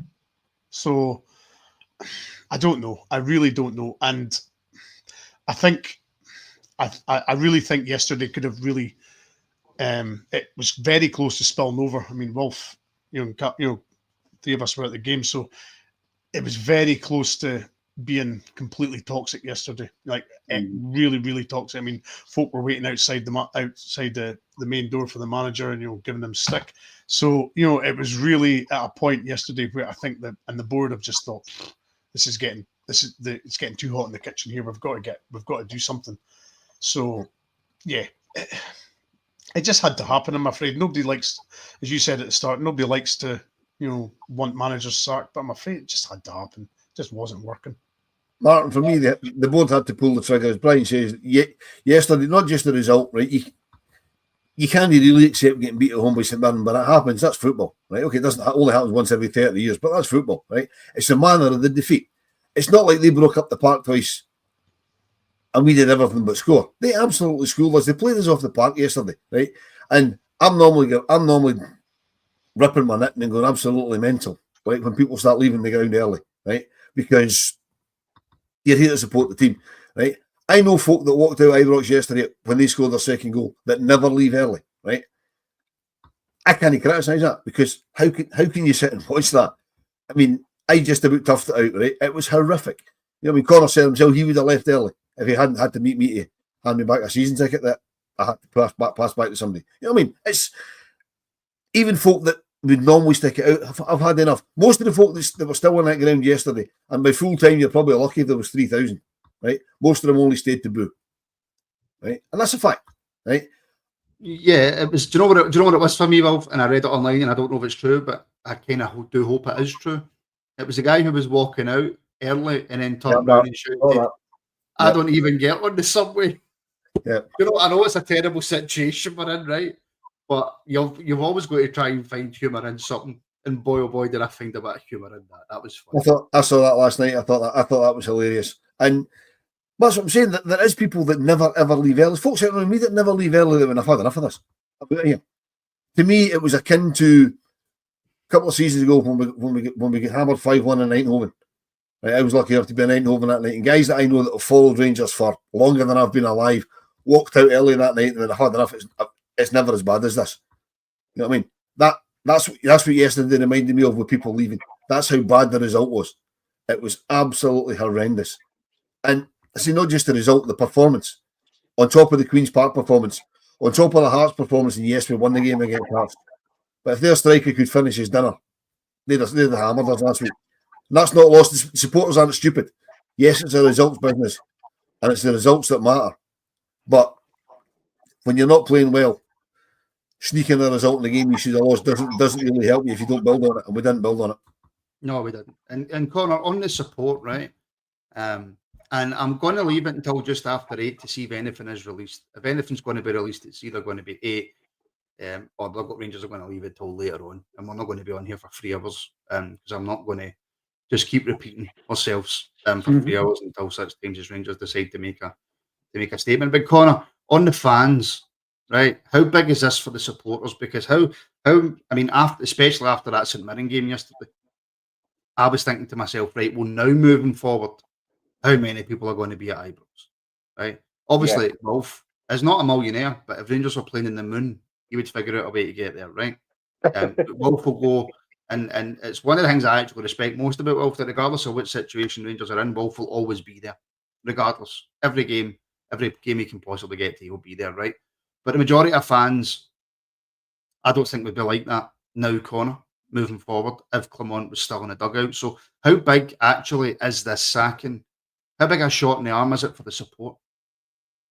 Well, I think it's a shot in the arm. It is definitely a big shot in the arm for the support. I mean, look, we know that there's really nothing to play for this season anymore.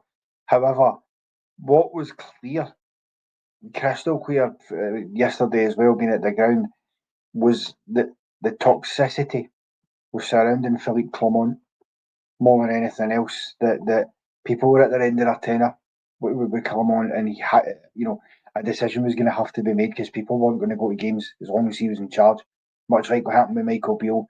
I mean, funnily enough, I said that last night in the chat.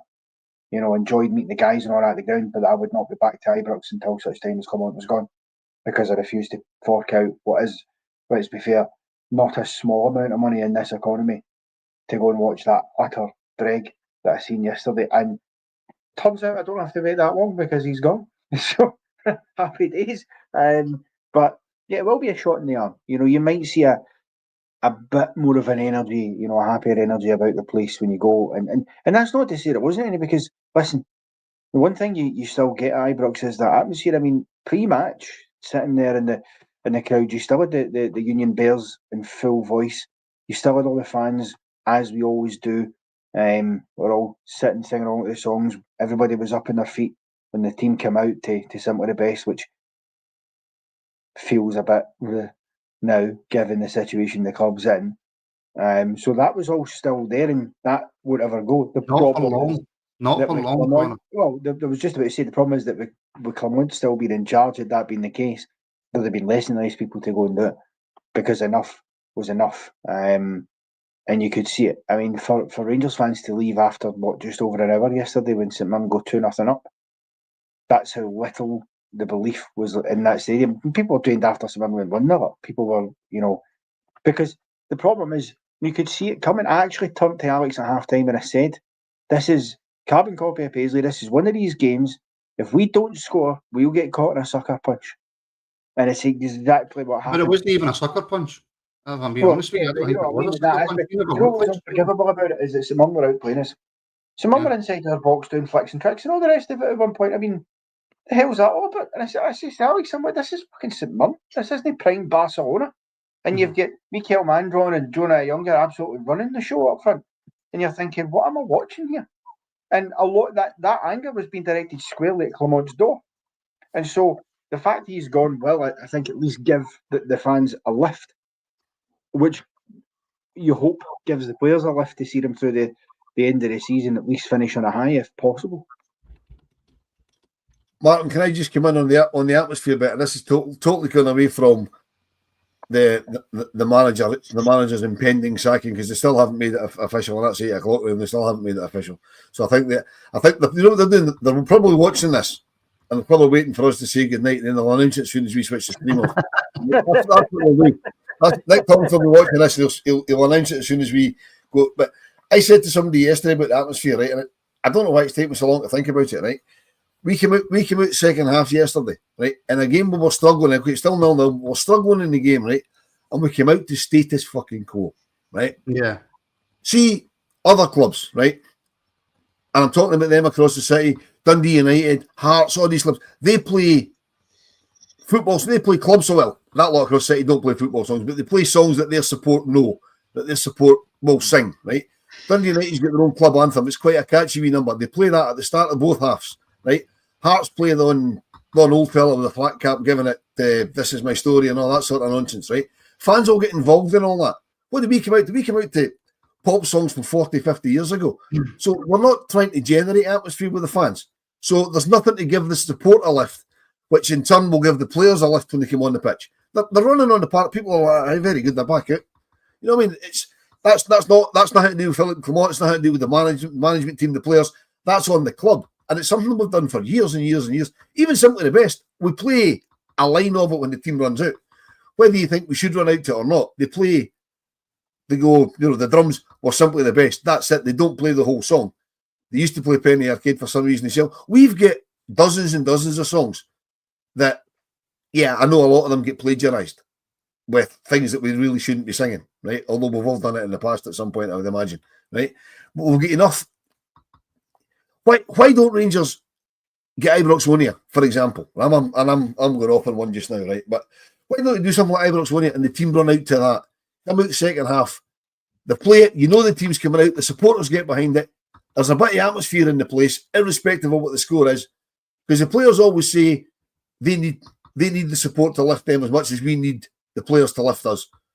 So you know, that's something that any incoming owners have to look at. That if you get Diddy teams like Dundee United and Hearts and Hibs playing their own club songs for their teams running out to, what are we playing? Status Quo and Tina Turner. It's just, you know what I mean? It's little things like that that are causing us issues. Yeah, it is. And I'm going to make a wee substitution here, folks. Right, I'm going to bring in another panel member. I'm going to take 10 minutes, and then I'll bring Wilf, Connor, or Brian off, depending on who wants to come off. So please welcome. You're very, very well respected, and the most handsome guy on the rabble, it has to be said, Ian Thompson. What an introduction. That's incredible. How we doing, guys? How we doing? Sorry, Martin's taking the break. Come on to give one of you three a break. What's he doing? Where's he going? Absolutely outrageous, hey, Martin. There, that's what you call pulling a rank right there. I think the most sub if ever I've seen one. I know. Yeah. So I'm busting for a Brian, right? If I'm being honest. So much fun wrapping this at 8 o'clock if they don't announce it. You know what I mean? I know, that's why I said, guys. I just thought it was you guys were starting to pad it out, and I thought that's not fair. I'll get in there. So I've just got my internet put back on because I'm doing some work in the house just now, and I'm kind of living in a building site. But fun and games. Still no announcement then. No. Nothing official anyway. To be honest with you, I'm starting to think they're not going to announce Jackal tonight, and they'll wait until tomorrow morning. And saying that, I'm pretty sure it was like 10 o'clock at night or something that they announced Michael Beale, so you never know. But was it as late as that? I can't remember. I just remember being happy when it actually happened. Late, but all I can say is you guys got it absolutely spot on across all of you. I just think that it almost doesn't matter who the interim manager is for the now to the end of the season, because the new board will make a sporting director appointment who will then appoint a new manager. That's how I think it will play out, Brian. I think you said something exactly that. I think, yeah. And to me that would make a bit more sense, because it's then on them. Why would they want to inherit someone new on a 3-4 year deal, if you like? Yeah. So to me, that's the best way to go. But it's no surprise that, well, if it is to be true that Phillipe Clement is out the door now, you know. But the funniest thing in the world if he wasn't, and he's just turned his telly on, he's like, what? What's going on? You know. But just don't say that. Yeah, I know. But listen, it's such is the disaster of how this board has done business. It would not surprise me. It would not surprise me. And my gut feel is that the meeting they had tonight was just circling the wagons and making sure they're speaking to any potential new owners about what they think they should do. And I just hope that it hasn't put any doubts in any potential new owner's mind about, well, what's going on here then, you know. That's my worry. I doubt very much that would be the case, because Rangers are more than their last, than their tenure under Clement. Let's be honest, they're much more than that. So to me, I just think we'll likely hear something in the morning now, because it's 6 minutes past 8, and we've still not heard the thing. I think to be quite honest, the board, it's still early. Wilf, you're right. Still early. Yeah. The board had lost, or were losing grace with the fans extremely quickly. They've really, since, I couldn't even tell you since when, but they've been rapidly losing support for a long time. They've been seeing the shift in the folk being vocal about the manager wanting out. Yeah. They've been vocal. Fans have been vocal about them. I think they were realizing that they were pretty much, they were at the last chance saloon. If they didn't do this imminently, then things could really go south. And as I said earlier, there was obviously a few people hanging around outside the main door waiting for the manager to get escorted out by the security. That's how bad things were. So. There was no way the board could avoid this. Now it was a situation that was going to happen. Unfortunately, nobody wanted it, but it just had to happen. And as Martin was saying earlier, like guys like Wilf, go every game home and away. We're pouring hundreds of pounds a week going to these games, and a lot of folk were just snapping and saying not going back.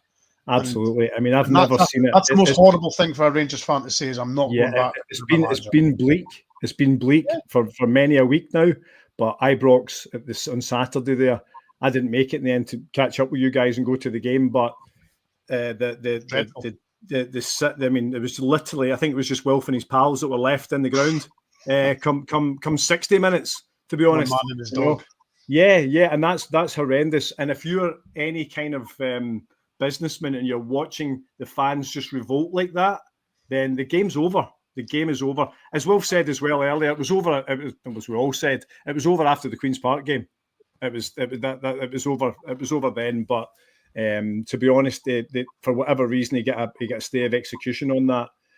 But after yesterday, when you just saw no lack or no desire for any of these players to even look like they were interested in the game, and you would have thought that the boost that the fans got from this pending takeover may have made people like Cherny think, or Hadji think a bit different about the future. Or maybe they can afford me now. Maybe Hadji won't think so much about Girona, and maybe look his new contract offer could potentially change. Who knows? All of these things are then up in the air. There was two elements yesterday, Ian. There was two elements yesterday. Sorry, Wolf. Yeah. There was the impending takeover, obviously. There was obviously the result that happened an hour or two before. Yeah. If they can't get up for a game against St Mirren at home and win a game like that, then I'm afraid the game's up. As far as I'm concerned, they cannot get themselves into a position where they can win a game after the takeover announcement, and then obviously the result that happened an hour before. Then I'm afraid there's no hope, is there? But taking away from the players and how they didn't get up for the game yesterday, etc. I think, and again, I'm just sort of sitting mulling ideas about where we're sitting listening to you guys. I think what possibly saved them after Queen's Park was the fact we didn't have a game that midweek. So there could be no knee-jerk protests kind of hot on the heels a couple of days later. And then the next game was Tynecastle when we got 600 tickets. Right? Yeah. However, the club know that we've got an entire stand at Kilmarnock on Wednesday night. Right? Yeah. And there would have been a protest without any question, because they've done it before at Kilmarnock. The Union Bears or whoever it is have handed out leaflets. That's when they had a pop at the board. They did that. They were all their way. with pictures of the board's faces with lines through them saying, get rid of the board. I'm fairly sure there would have been a protest of that, and I don't know, of that sort of ilk on Wednesday night, a full stand at Kilmarnock, and the board probably didn't want that. And that's probably another reason that they've pulled the trigger, if indeed they have pulled the trigger. Which I mean, maybe I'm putting two we'll have to stress for people just joining the stream that nothing's official yet, but it's coming from everybody apart from the club that the manager that Phillipe Clement is away. I mean, it's from all sorts of respected sources. Talking about respected sources, we've just been joined by another. Yeah, Kenny, how you doing, mate? Let's hear your take on it. I don't think any one of us in this little room is surprised at that coming, because I don't think if the gentleman who has just got Patrick Stewart's just got the job at Rangers, I don't think he would look as if he's a very strong person if he didn't make a really good decision here, especially if any American owners is watching, as they probably would be from afar. So I think there wasn't any alternate view. I think every single person that was at that game, including myself, as you know, was dumbstruck that the players are just not fighting for him. They're not interested anywhere. So I'm not surprised. However, it's the next piece of the jigsaw I'm more worried about. When you say next piece, Kenny, you talk about next piece on when whoever the full-time appointment is, because yes, I'm not the intern. It almost doesn't matter to an extent. Obviously, you want the best candidate you can get, right? But it doesn't matter to an extent who the interim is between now and the end of the season. I mean, a lot of people will have favourites. A lot of the fans are saying bring Stevie G back for the rest of the season. Some of the rumours that I've been told was Kevin Thompson and Barry Ferguson will do it together until the end of the season, or it will be the newly appointed Moroccan assistant manager that will look after things until the end of the season. But have you got any preference from that, Kenny? What's your thoughts? I don't know much about this guy that's just come in at number 2. I think you need to know the club inside and out. I think it's a very, very hard job for a guy like that to come in and get the etiquette of the club.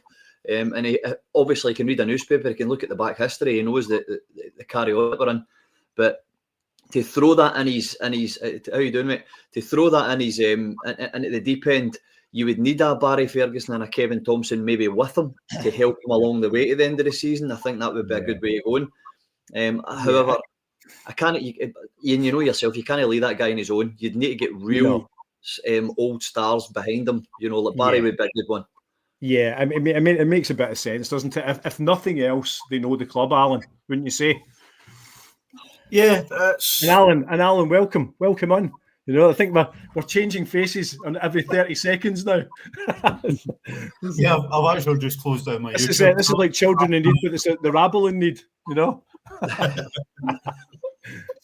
it's nice to join the sort of rolling panel. Good to see you, mate. Good to see you. I said last night on the reaction, it was a dereliction of duty by the board that the manager wasn't gone last night. I did see a comment in the chat there that possibly they're just trying to finalise an interim team before making an announcement. So I'm hoping it's just semantics that's delaying it and nothing else. I'd be devastated if your dire prediction that this is just a misunderstanding. He's not going through.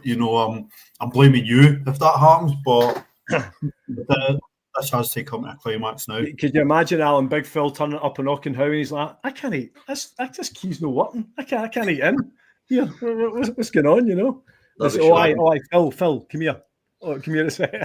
Yeah, I meant to give you a call or meant to tell you, but exactly. It's just got to come to head, and a brilliant point made just there as it was coming on about the protest possible at Kilmarnock. Yeah.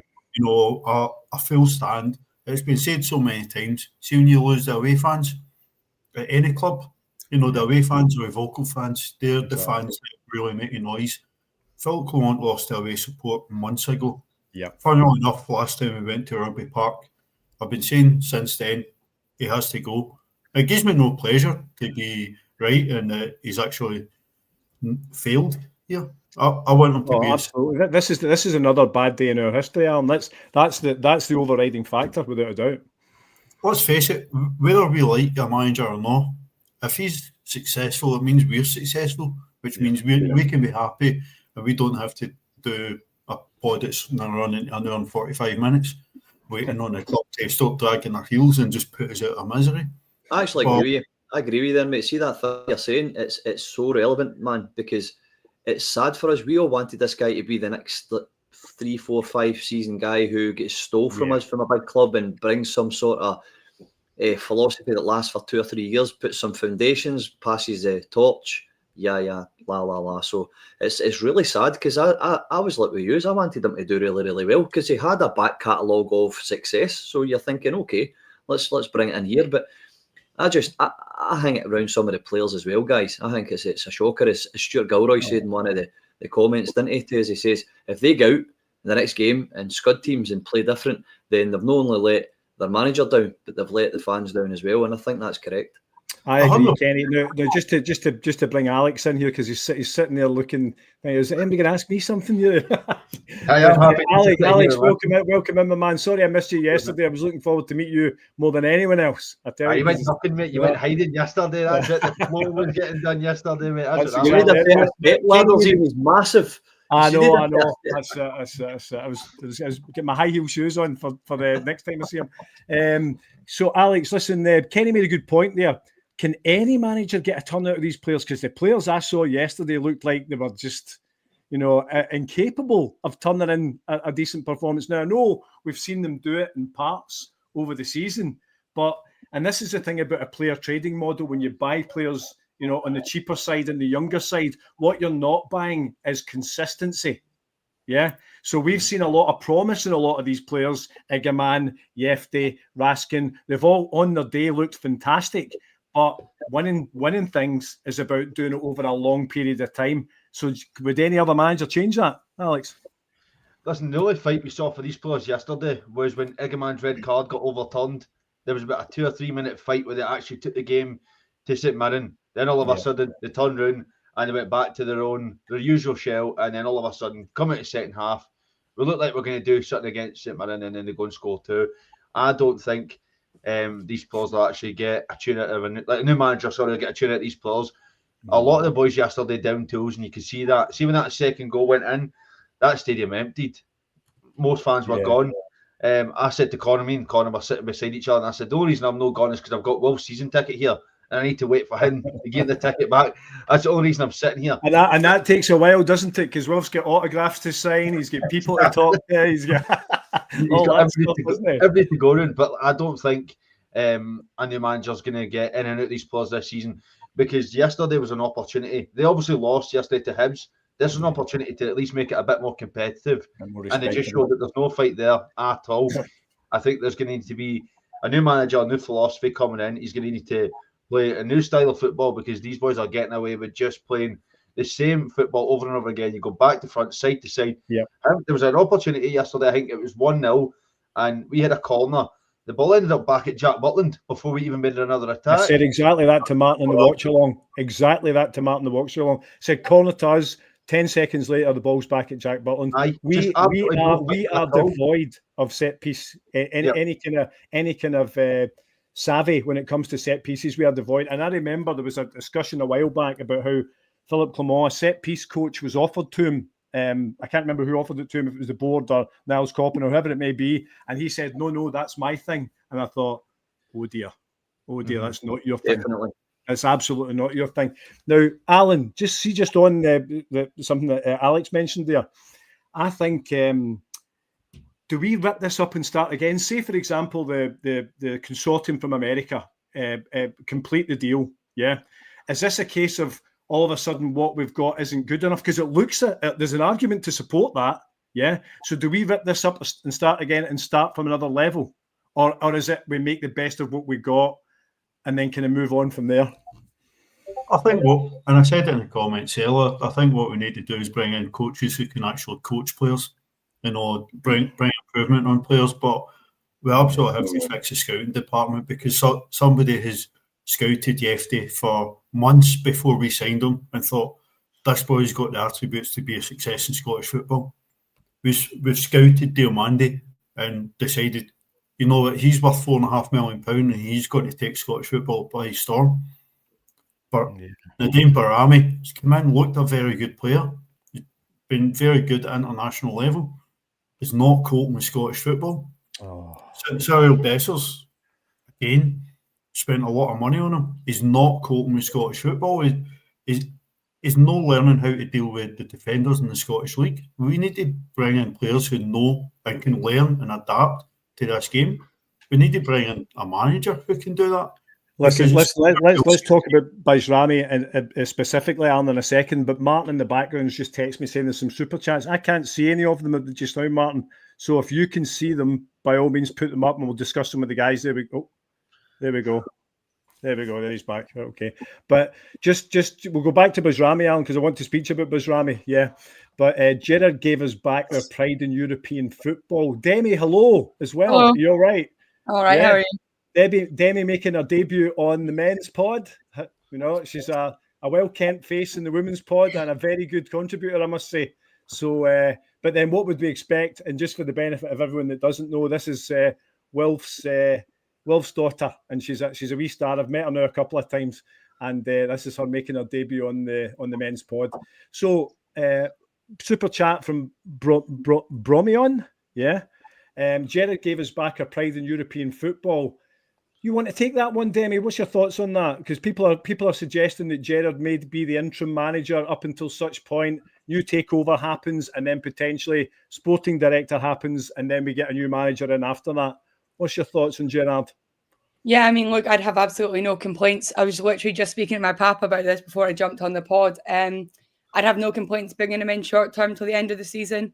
I know a lot of people aren't happy with the way he left. Obviously, myself included, the way he was like, oh yeah, I'm here to stay. And then he next week kind of just left. But I mean, I think long term, I don't see any problem bringing him in, and he would be my first choice for an interim manager. And yeah.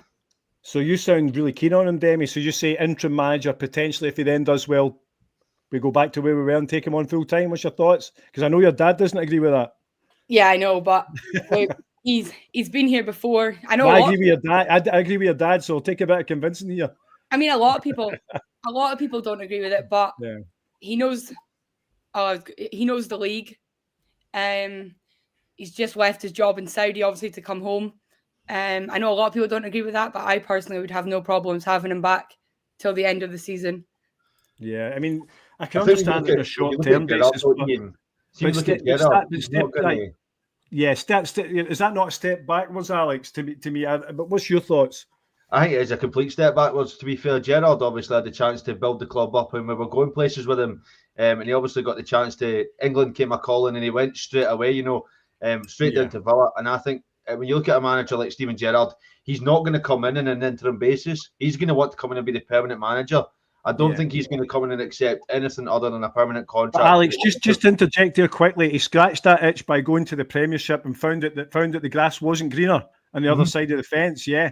So maybe his thinking's a bit more different now, and as Demi suggests, maybe he's someone that, given another crack of the whip would feature well for us. But then he also went to Saudi and failed in Saudi as well. So he's actually he's not had any success out with being the Rangers manager. He went to Aston Villa, didn't work out there, he got sacked, then he went to Saudi, didn't have the great time there. So I don't think Steven Gerrard be the way forward. Yes, he knows about the club. He knows that he's the last manager to bring us any sort of success, but I don't think he's going to be wanting to come in on here to the end of the season and then we'll assess where we go. He's going to want a 3, 4, 5 year contract to at least get embedded in the club and then see where we go from there. I don't think long-term contracts are going to be the way forward, and I think talking about Gerrard, obviously people mention in comments he might not be able to come out, cost himself a lot of money due to tax implications after leaving Saudi, but another manager came back to Glasgow recently to rebuild a bit of a battered reputation, and Steven Gerrard might look at that this is an opportunity to do that and say, give me an 18-month deal and we'll take it from there. I very much think if you bring in a manager now, we give him a contract to the end of the season and move him on to a rolling contract in the summer, because we can't keep looking at big payoffs for managers who are not performing. We need to be on a rolling contract. That means you're always under contract. We'll always get something if somebody comes calling if they're doing well. But Steven Gerrard might look at it if he's given 18 months as a chance to maybe start rebuilding. But well, it rebuilds his career too, doesn't it, Alan? Because let's be honest, his career's, as Alex just alluded to a second ago, he's taken in a massive dip since Villa and then since Saudi. In fact, am I right and correct in saying that they paid to get rid of him in the end, didn't they?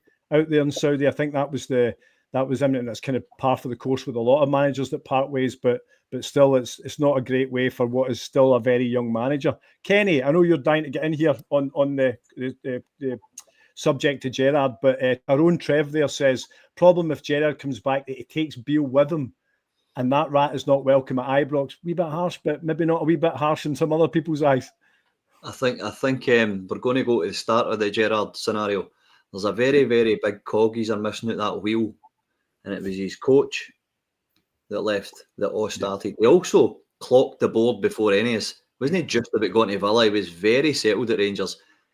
I always remember what Dave King said. He would come in, steady the ship, make sure we're getting titles, and he would leave it under good management. He was out the door about 2-3 months when it all started. Gerrard asked for a player, wasn't getting the player he wanted. They had to go and look at something else, and it was a wee bit okay. When he left, he went to Aston Villa, and the first few results were very, very good, and then Beale went to QPR. Then the wheels fell off. He went to Saudi on his own. The wheels fell off. So I think the two of them have learned the grass isn't greener. I think the two of them know what their place is.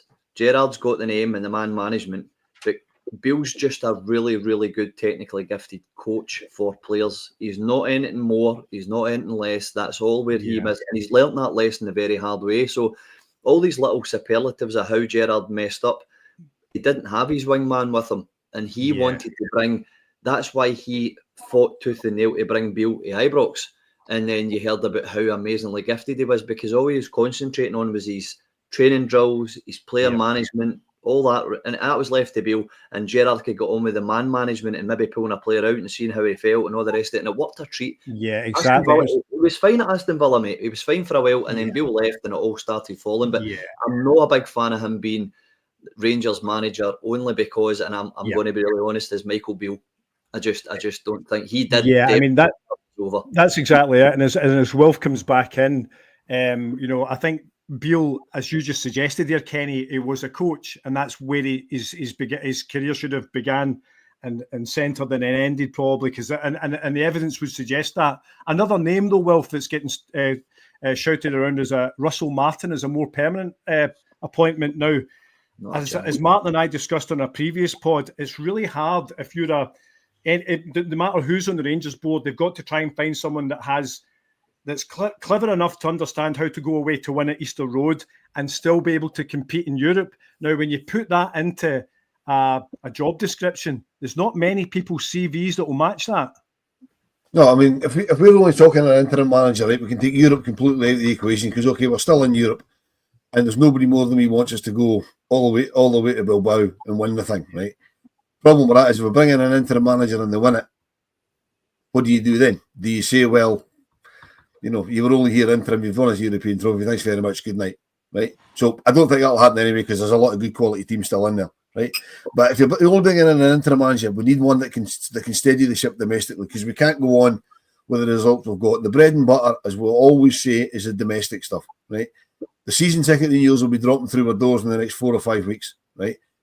If we're continuing with results that we've had the last 2 or 3 results, performances like we've been putting in, a lot of folk will probably eventually renew their season tickets, but they won't just jump on it straight away and say, right, I'm renewing this now.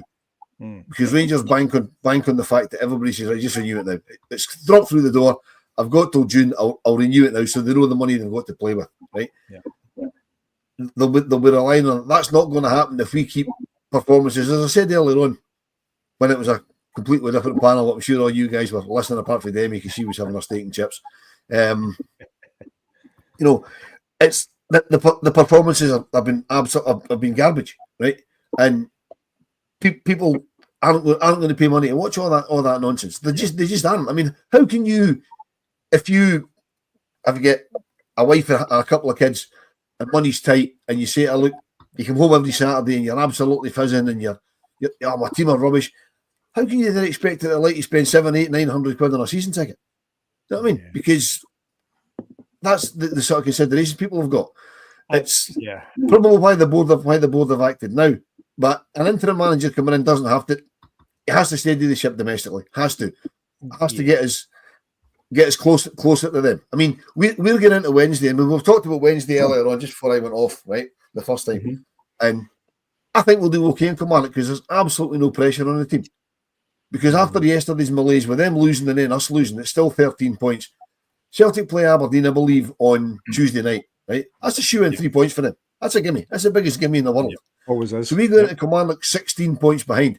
Absolutely no pressure on the team. See what we've got no pressure on. We could probably beat anybody we've got no pressure on, even with the current squad and no manager.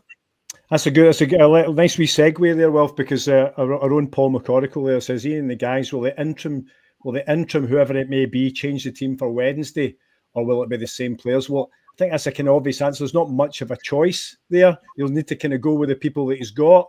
Alan, I'll take that one to you. If you're the new interim, whoever they may be, or listen, at the moment it's still Phillipe Clement because we've not had any announcement. But if you're the new interim, what messages are you giving to the players that are existing there, and what maybe part of the squad are you going to include that Phillipe Clement's overlooked?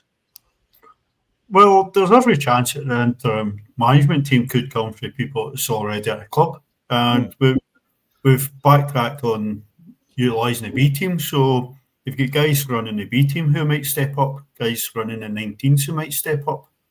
So they might be inclined to say, you know what, I'll give my guys a chance. The guys that they've been working with, they're more familiar with the younger players. Archie Stevens away at loan, but Finlay Curtis, Bailey Rice, Paul Seal, guys like this, Mason Munn, because right now Jack Burton's really, really struggling.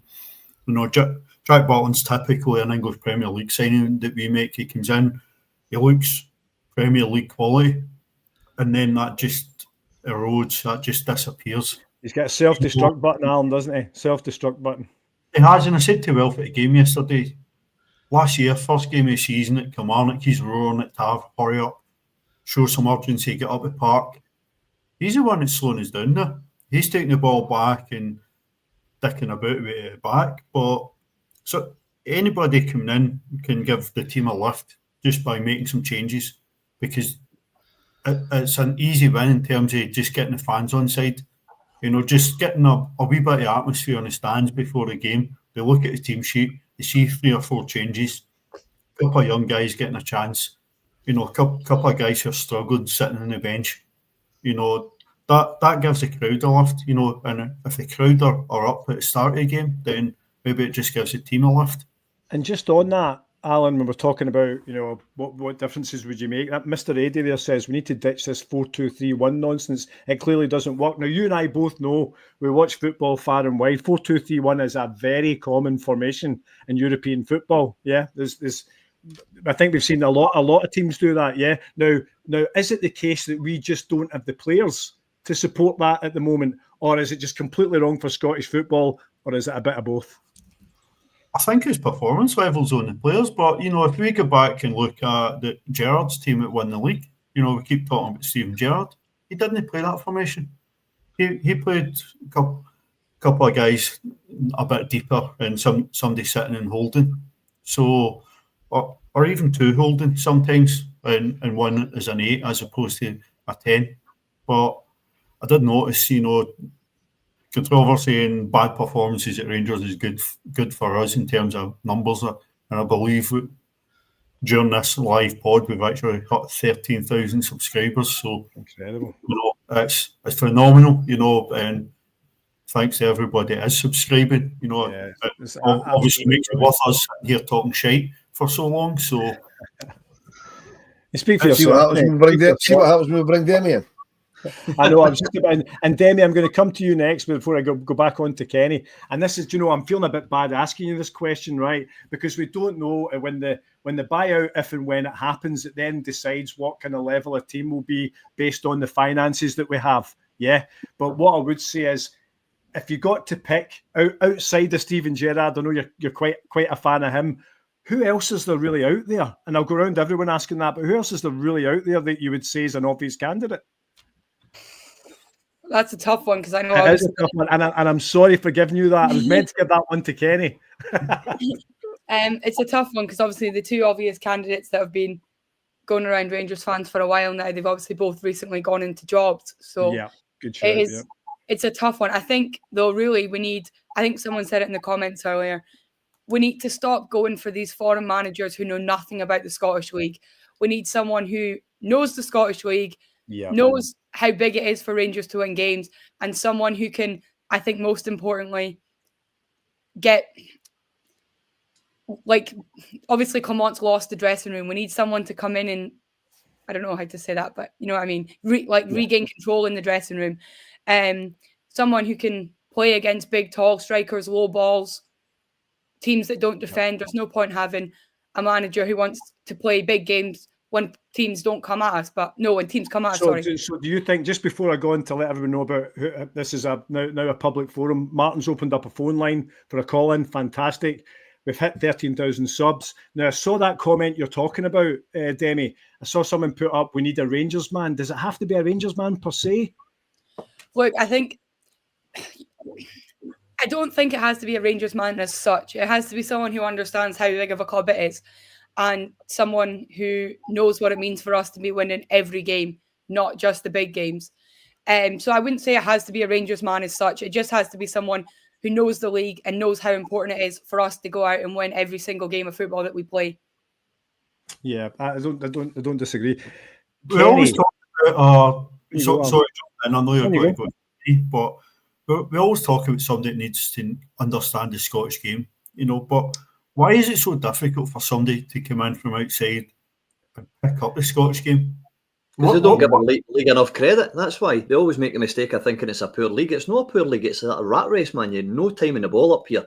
But like Clement plays bit part players. Well, Kenny, there's two different points there. Being a poor league and being a tough league aren't mutually exclusive. It could be both that. Yeah, exactly. It could be both that. And yeah, that's a good point. Let me just get there. Well said, Demi. There we go. You're a fat. You've got to get in the head, Kenny. They come in and completely underestimate it. But why are they so incapable of actually changing? Why are they so incapable of adapting? You know, every team's going to do the same when you come to Ibrox. Sit in, play a low block, play percentages and try and isolate a centre back. Exactly what St Mirren done yesterday. Why does it take so long to adapt? And just on that, Alan, and this is for you, Kenny. I mean, we've just talked all season about how we don't have enough Scottish players. We don't have enough players that understand the SPFL. We're now building that in the shape of Lyle Cameron, Bailey Rice, and some others. Yeah, now these guys may turn out not to be good enough. Hopefully they will. But that would suggest that going away to places like Easter Road and St Mirren's Ground and Pittodrie and Tannadice, we need someone that understands what it takes to roll up your sleeves on a Wednesday night in a cold February up at Tannadice and how to get 3 points in these places, do we not? And that comes from Scottish players, surely. It does. I've said it, my God, many times we say in the pods, that there's a starting 11 in the Scottish League. All right? Ask Walter Smith, ask Alex McLeish, blah, blah, blah. So unless we're going to integrate the best of Scottish that's actually ready and could make a step up, I mean, for God's sake, Gerrard plucked Kamara out of Dundee. We're stealing players like Novo and all that, all these players that nobody saw. So I'm quite a fan of Gerrard, actually. I'm just really upset with Beale. And that's my stumbling block. But I think if you had a more of a expansive generation of old stars like Barry Ferguson on the coaching staff in the building somewhere for his integration back in, it's going to be a hard one for me to swallow him. But Gerrard won as a league. That's the bottom line. And all the years that we're talking about and all the poor managers, he won as a league and he buggered off because he knew the board was starting to play games. Aston Villa was a good pull. I get it. However, didn't he think of the timeline, right? When you're thinking about when he left, King was gone. Yeah, it was a few months of that, and then the next minute he's seeing job opportunities because he asked for a player and didn't get it. So I'm a fan of, honestly, I'm with Demi. I'm a big fan of him coming back. It's just the Beale thing. It's gripping in the side of my head because I can't stand the guy. But you don't think we get the same Gerrard back if Beale isn't there beside him? Is that your gut feel? Well, the history is showing you what happened when he left him, right? Aston Villa, first 3-5 games, whatever it was, played amazing. They were winning all the time. But Beale takes QPR job. Gerrard starts to falter, tries to bring in another guy as his coach, nothing, sacked, goes to Saudi, does the same, all falls apart. We don't know what he would have maybe done with Beale at Saudi. Because he came in very late in the day, didn't he? That was an odd one. It's an odd one. If Bill come in with a blanket of receipts so nobody's seen him, and he just got on with his work out the back door, and we've seen Barry more often than Gerrard in the front of the camera, and it started to work. I'm a massive fan of Gerrard coming back. He's the only guy that's won as a league in I don't know how long, and he's got a kitty, and he's got a board backing him, and he's got the players' respect. Yeah, Americans like brand names. They do. You know what I mean? So did our players. Players, these young players like Aribo and all that, they were all buying right into Kamara. There's no doubt about it. Steven Gerrard gave us momentum. There's no doubt about it. You know what I mean? Expansive footballing he played. I mean, even if he was on it, it took him two years old just to start seeing. But the difference with Clement and Gerrard was every single year you saw progression. You could see us catching them.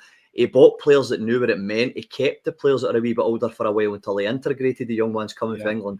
And he built an identity. He built a spine. He built a character. And we bought into it all. Let's not be kidded about, oh, he buggered off. There's a lot more to this. It's just listen, there's no way you don't learn. You're maybe convincing me a wee bit here, Kenny, because I'm not per se, I'm not a fan of bringing Gerrard back, right? But you do learn from going away and things not working for you. Of course you do. I'm not saying full timing. I'm just saying, give them the chance to prove the fans wrong. Or right, because you've only got a few months anyway, so you've got a wee bit of leeway, but you can't be bringing McInnes in now. The guy bounced at the last time. See Phillipe Clement get a new manager bounce and then it goes so badly wrong for him, you know. And it's just, you know, it's a tough thing to call. It really is. Ian, that's exactly why I'm saying bring in an interim manager, because you get a new manager bounce now, and by the new season is gone. But while I'm speaking to you, another super chat from Bromeo, and he's on fire tonight. Thanks very much for the support. He still wants Gerrard as a permanent manager. Irvin Hendry, he's thrown in a super chat, but man of very few words. But something I'd like to throw in, Ian, sorry to cut across you. Right, no, not at all. Go for it. That Mr. AD put in, right? And this isn't per se. Sorry, Martin's making the phone signal. Does that mean someone on? Do we have a call? On you go then. On you go. Yep. Okay, Martin, who have we got? Ian is it Ian? Ian's waiting. Ian. Okay. Right, Ian, we've got you through, mate. What's your point? No problem. I just think that I'll start with I was saying to Martin, I'm a brother of Martin that used to contribute a lot to this show, The Psychologist. Ian, you've spoke to him as well. He died just before Christmas in a car crash, and he was a real Rangers supporter. And I'm his brother, so I'm taking over his duty, because that's what he would want. He gave me his season book, you know, that kind of stuff at Ibrox as well, and I go as well. So we're kind of devastated at that. Just to start off, I don't know if you remember, Matt. Yeah, but listen, I spoke to your brother several times and on the phone ends. It was a phone in that we did when I was relatively new to the pod. And can I just say I had some great conversations with him, and I'm very sorry to hear such tragic news and such tragic circumstances as well. And I think I speak on behalf of everyone in the pod when we send our huge condolences, and I'm very sorry to hear that, mate. It's terrible news. Thanks very much, but it's just one of these things that it was a motorbike. A motorbike cyclist was going about 80 miles an hour, and he tried to take over my brother. My brother panicked and went right into a bush and died straight away. So it's still a bit raw, but I just thought I'd pay tribute in his name and take over. But the point is with Rangers, well, listen, let's hope your points are as good. Let's do it. I think Phillipe Clement, who's I think he should have went ages ago. To be honest, I think he should have went ages ago. And the players weren't playing for him. I think the players are through the not only the manager, the coaching staff, the backroom team, everybody associated with the club. They threw them under the bus as well, and the support for the lack of trying. I think as of a manager, I don't think we should appoint a full-time manager at the moment. I think that's pointless if we're getting this takeover. I think we should go down the road of Barry Ferguson and Kevin Thompson. I think Barry has been a long-term captain at the club. He knows what it is and how it is to play for Rangers Football Club, and he'll not take any nonsense. I don't know what you think. Well, listen, I think you won't be alone in that opinion, and we've discussed that quite extensively. But what I'll do, Wilf, I'll take this one over to you. You know, a call for Barry and Kevin again. You know what I mean? We seem to be hearing that quite a lot tonight. Yeah, first of all, Ian, I'd like to echo everything you said to the call of Ian as well about his sad loss. And there's no really an easy way to move on from that. But yeah, I think the main reason I would be in favour of Barry Ferguson and Kevin Thompson, they've both got managerial experience in Scotland, and they're both currently at the club. So it's an easy fix. The players will know who they are. They'll certainly recognise the faces if they don't know. You know, they'll certainly, Barry Ferguson's been around as an ambassador the entire season. Kevin Thompson just come back, albeit as a youth coach, but they'll have seen him about Auchenheavy. So at least the players will be able to, be able to relate to him. They'll have seen him. So for me, that's basically the only reason I would say have them in. I don't know whether, I don't know. There was a question earlier on about whether either or both of them had their pro licenses. I believe you don't need to have that if you're only in an interim charge for up to 10 weeks. I'm sure that goes back to when Stephen Davis took over for a European game. He didn't have to have the necessary badges. That's the main reason, Ian, that I would take. I'd be in favour of Barry Ferguson, who was a fantastic player, but that doesn't mean he's going to be a great manager. And Kevin Thompson, who's also a fantastic player, doesn't mean. The good thing is they both care about the club. I mean, Kevin Thompson didn't grow up a Rangers fan like Barry did, and he makes no secret of that. But he loves the club. He makes no secret of that either. So I'd be in favour of them coming in. Probably as I don't think one would work without the other, if that makes sense. I mean, Ian, I'll just take your point to Kenny here.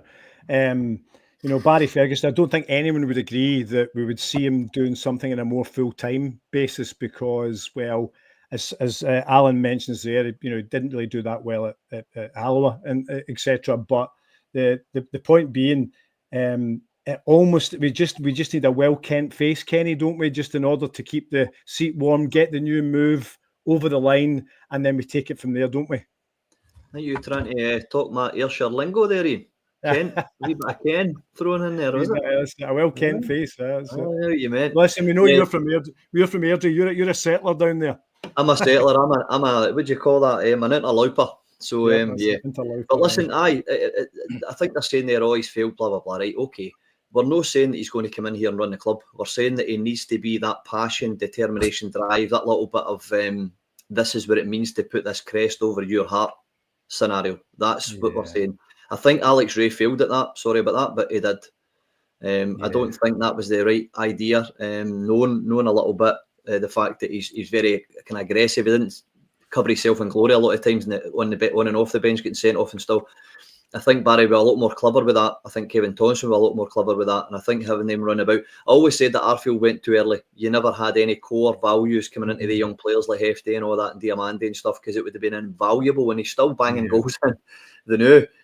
Very, very well. So, that was a big, stupid decision for me if you're taking away Jack and then you're taking away Davis and you're taking away all them and then you leave nobody but Tavernier, who at the end of the day would need maybe more than just himself to try and do all of that. So, I think Barry and Kevin's a great shout to come in. It's not a bad shout. And Ian, I think you're still there. Martin's giving me the wee nod there. I think you're still here. But what's your take on Alex Ray? That's an interesting one for me on Alex Ray because he is someone that knows Rangers, knows the Scottish game, but he's not been a particularly popular appointment at Ibrox, has he? I mean, I'm no fan of him for no other reason than I just feel that he's a bad fit. But what do you think, Ian? Ian, I'm doing the same road as you, and I think we've got ex-players that were good players, Mark Hateley, Balmer Brown, etc. in the back in the club hanging about. What about them as well? Could they not help Barry and Kevin Thompson? They've been successful. Balmer Brown and Mark Hateley and all these guys. I mean, this is what we need. We need blooded Rangers men. Forget these foreigners. We need to start buying Scottish-based players that knows the Rangers way. I don't instead of Dessert. Look at Alan McCoist, one of the most successful strikers in our history. Do you know what I mean? The guys like this, Ted McMinn, my favourite player, Ted McMinn, that bombed up and down the line like Roadrunner.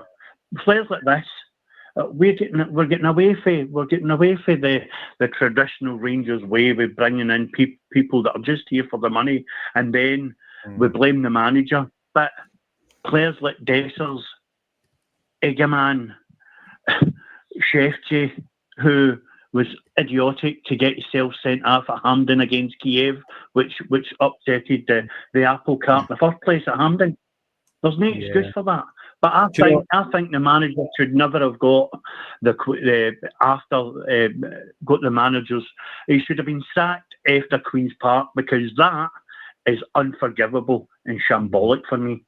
I think we all agree with you on the Queen's Park thing there, Ian, without a shadow of a doubt. And listen, thanks a lot for your call tonight. And again, on behalf of everyone in the rabble, pass on our severe condolences. And I'm sure you can catch up with Martin off stage as well. Cheers, mate.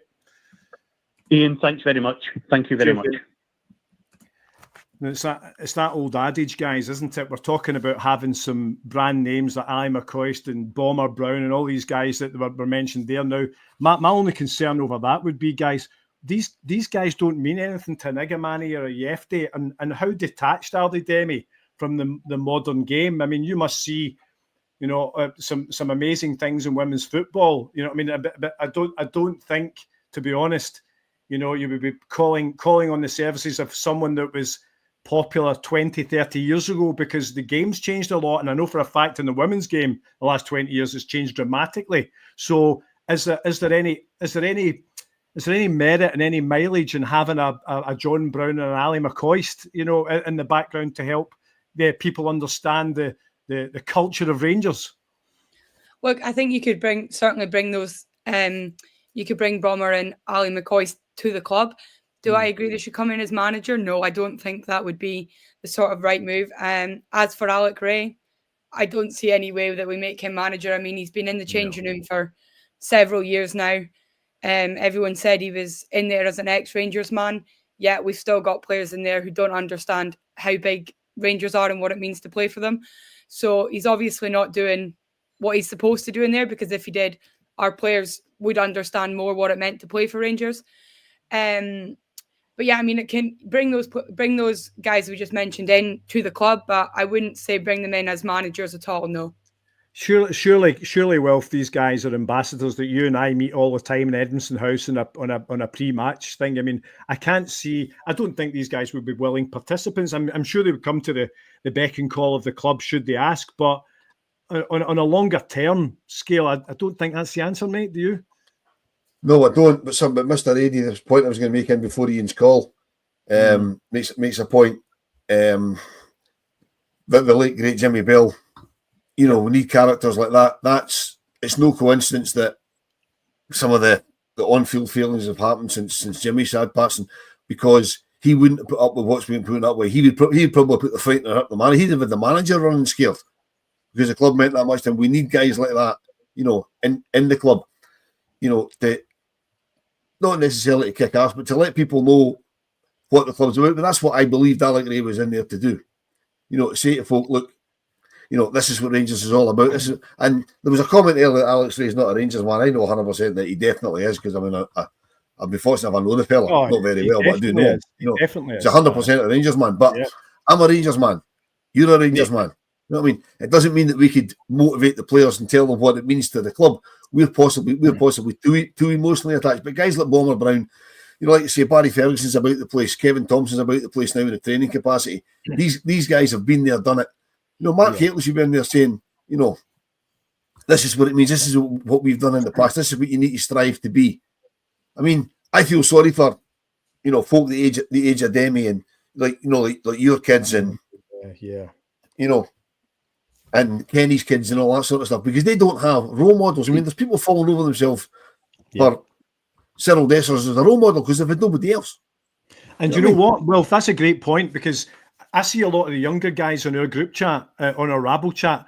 That's the younger guys that say bring back Gerrard, and I start to understand it. And Demi may be a victim of this too, because they've only known that type of success. Before that was when they were children, you know. So there's maybe a bit of something in there, because they associate Steven Gerrard with that 55 title win, and it's, you know, it's got to say it's not really been much since then. You know, we've had some good showings up. We got to a Europa Cup final, all the rest of it, but when it came down to titles, Stevie G was our last title winner. So I kind of understand why the young team often revert back to, you know, a bit of revisionism and say bring back Stevie G. But you and I are of a vintage that we've seen the good, the bad, and indifferent. So we know that there's maybe not the best course of action.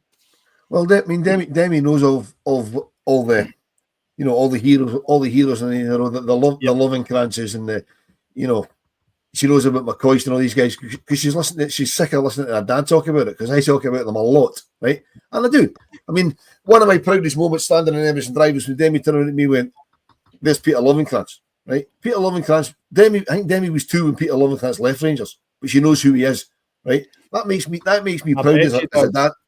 Well, that makes me proud as a dad of a Rangers supporter, right? But see, in 10 or 15 years' time, right? If Demi's standing there with, say, our own kids or our nephew or whatever, right?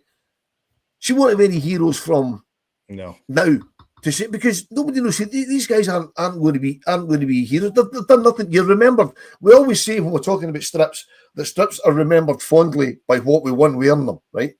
Players are remembered fondly by what they won playing for the club. You know, I mean, we remember fondly guys. I mean, there's guys like that that aren't particularly friends of the Rangers support of a certain age, right? Guys like Stephen Whittaker and Stephen Naismith, for various reasons, aren't particularly fondly remembered with the Rangers, but they won things with the club. So we'll always remember them and be thankful because they won things with the club. There's nobody. They've done. I mean, James Tavernier has been a brilliant servant to the club, but he won't be remembered that way, because they'll remember, what did he lift? He lifted 3 trophies in 10 years. That's not Rangers class. That's not good enough. That's not Rangers class. Kenny, I'm just going to come to you next, but Martin, we've got a couple of people saying, and I can only see your fingers there, Martin. There we go. So it's not confirmed. Okay, so I've got a wee you can see comment on the screen there saying that it's been confirmed about Phillipe Clement's sacking, but that's not the case at the minute. I'm hearing from Martin, who has his fingers on all things social media and up to date with it. So clearly that's not the case at the moment. So I'm thinking if we're getting to 9 o'clock, Kenny, it's probably not going to happen tonight, mate, is it? Nah, I don't think they'll maybe rush it, but I do think that they will be considering Gerrard. I think we can't be naive enough to think that that's not going to be a name in the short term. I think the Russell Martin thing, I want to be really controversial here. I'm not a big fan of the guy, and it's not because of his football integrity, it's because of the mess he made with that Plymouth carry-on. It done my nutting. He single-handedly would not sell that player or do that with us, because he had a 5-minute career with us. So I didn't really like that. It showed a mentality difference for him, and I didn't like it. So I do agree with everything everybody's saying. I think if you put Barry and Kevin and the coaching staff somewhere roundabout and have a Gerrard to the end of the season to prove himself, I would take it. I don't think anybody wouldn't take it, because you would need to if it happened. But it's not a bad option, Kenny, is it? Let's be honest. Nah, not really. Let's be clear. No, because and think about it. I mean, I'm a big advocate of Derek McInnes, right? I'm not becoming, but he's a nice, great guy. Yep. And he has done some amazing things with Aberdeen over his years and stuff like that. Would he be the man to take you forward? I don't know, but let me tell you one thing. I've got a hell of a lot of respect for one manager, and that's Walter Smith, and it was his pick. Yeah. So I don't know. As I said, listen, I've always regarded Derek McInnes as a wily old head and relatively young shoulders. Yeah, mm-hmm. I quite like Derek McInnes. I always like the way he's conducted himself, and the years and years of success he had up at Aberdeen, which, you know, in the end, let's be honest, you know, after he left there, they capitulated for quite some time, as you would expect. Now, it's not worked for him at Killie as such, but has the Derek McInnes ship sailed for you, mate? I think it has, to be fair, but I think when you look at Derek McInnes of Aberdeen, that was a manager you wanted at that point, because he had the team he wanted to play. He knew how to play against the top teams. He knew how to get a result. Excuse me, but I think now he's kind of got his craft at Kilmarnock, he's got the team playing he wants, but he's the exact same if you look at Clement. He'll go to games that he needs to win and he'll lose, and then he goes against the top six and then he gets the result. And I just don't think that we can be focusing on Derek McInnes. I think we need to be looking at new talent. I think that's why, for me, Steven Gerrard isn't another one to look at. I will say a lot of guys are saying it is over X or Twitter that BBC are saying he is sacked, but the club haven't put anything. Can I just confirm with our tech support, Martin? Here is it? Yes. There we go. The BBC 9 or 10 minutes ago confirmed. Well, they confirmed that Clement has been sacked. I'm still waiting on official confirmation for the club. There's nothing on Twitter for the club at all. Hence why we're still on. And 01416287237, do get your calls in, folks. Yep. As soon as Rangers confirm it, I will be back on to confirm it. Okay. Yeah, I've just seen that as well. The Herald's usually quite quick at grabbing things all the time, and they've just confirmed it. I know. So they obviously have got these guys camping inside. What are we thinking here? Have these guys taken a jump at it and then just kind of because they think it's inevitable? Clickbait, and it's clickbait. Yeah. They know it's coming. They all know it's coming. Pretty much what we done 2.5 years ago, really. They'll probably wait till 3-4 in the morning till we're all in our bed, and then they'll announce it that way. They don't have to wait for the back. Exactly. And that going over with the gaffer. They've probably seen it starting to fade in their abble a wee bit now, and they're like, right, throw it out now because we all want to go to bed. You're going to see Wilf announced as the caretaker gaffer. That's why he's away. Well, he's just text me. We're going to put a joint application in, Kenny. See how we go. That's me. I'm happy. Who's your sports coach, Gilly? Stuart Gilroy, is it? Exactly. If you want to see fallouts in the touchline, watch me and Wilf go. But anyway, another super chat from Charles, £5. Thank you, Charles, for your support to the pod. It's fully appreciated. Alan, seeing as you've just come back, I'll take this one to you. I'm telling podcast just now, mark these words, won't be an interim. As I've said before season kicked off, we would be winning nothing and was laughed at. So as much as super chat, Charles is kind of saying, well, he's not surprised as to how things have turned out. Well, obviously, I joined the pod in the summer just the same as you did, Ian, and a lot of us spoke about real concerns about the season based on pre-season, and there's people no want to judge on pre-season. It's only pre-season. It's all about getting fitness, but there was absolutely nothing to be excited about in pre-season, and a ton of stuff to be concerned about. And it turns out we were right to be concerned because so much of the failings in the games in pre-season we've saw in the games that matter, the games in the league, the games in the cups, and nothing's get better. But we're not improving on set pieces. We don't look stronger defensively. We look weak at the back. We look easy to get at. We've signed somebody. Alan, how much of that is the standard of player? Because we've seen little glimpses of brilliance from a few of them, especially Egerman. Yeah, but what's to say without giving someone a full season? So, for example, what we're seeing from Egerman now might be something that he does on a regular basis, i.e., the last 5 or 6 games has been pretty mediocre. Let's not beat about the bush. He has, Now we know what he can do, but we're not seeing it yet. Now you can see the boys trying so hard, and maybe that's a little bit of it, and a little bit of Clement's not putting him in the right position and all the rest of it. But how much? I mean, this is what I'm saying. So as much as Clement's gone and Craig Harrison's just doubled down there saying, look, BBC are just repeating what our media were saying three years ago. How much of that is kind of on the level of player that we've got now, and what kind of manager's going to change that? I think the level of player we've got is miles above the level of player at St Mirren have or Queen's Park have. Yeah, good point. So Clement's often talked about budgets when it comes up again in terms of playing Old Firm games or playing in Europe. But we spend enough on the team that absolutely blows out the water 10 out of 11 teams we face in the Scottish Premier League. And in terms of teams that we face for the lower leagues, we're playing a different sport from them in terms of the money we spend. So I don't think it's down to the quality of player, these performances. It's purely down to the management and the coaching. And well, look, add the scouting as well, because we've obviously looked at these guys. I said earlier when I was on, we've looked at these guys and thought they've got the attributes to come in here and be successful. But there's basic mistakes players are making continuously, game after game. I watched the highlights earlier from yesterday. the goals that we conceded were because Inciala was left exposed by Robin Proper stepping into midfield trying to win balls that he can't win. Yeah, I pointed that out to Martin as well. I thought he was weak in the duels. Yeah, that's something that you coach out of players. You coach players. No, I want you to play in a line. You always look back in the 90s. Arsenal's offside trap. They made a joke about it in a film. That's how we learned to dance in the film Monty. They practiced Arsenal's offside line. That's it. I know. Now listen, just a super chat there from D. It's just going off the screen there, but thank you for the super chat, D. £2. No comment mentioned, but listen, any support and all support is greatly appreciated. Alex, what are you thinking? Are we going to hear about this tomorrow now, or do you still think there's some hope that that this gets announced tonight?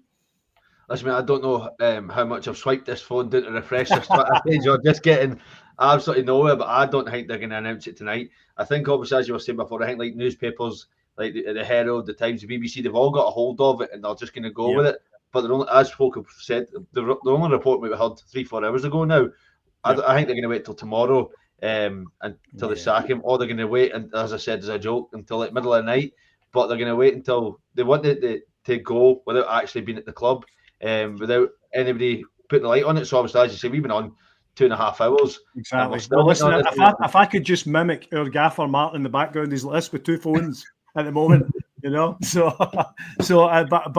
I don't see a particularly illuminated one. So I'm assuming he's going to come on, and he's not going to come on. He's not really heard any news. We've got shuffling faces. Connor, are you coming on to give me a wee break, or what's the story? Balamori, there you go. Yeah, Balamori. That's it. So, Connor, it doesn't look like it's going to happen tonight. Yeah.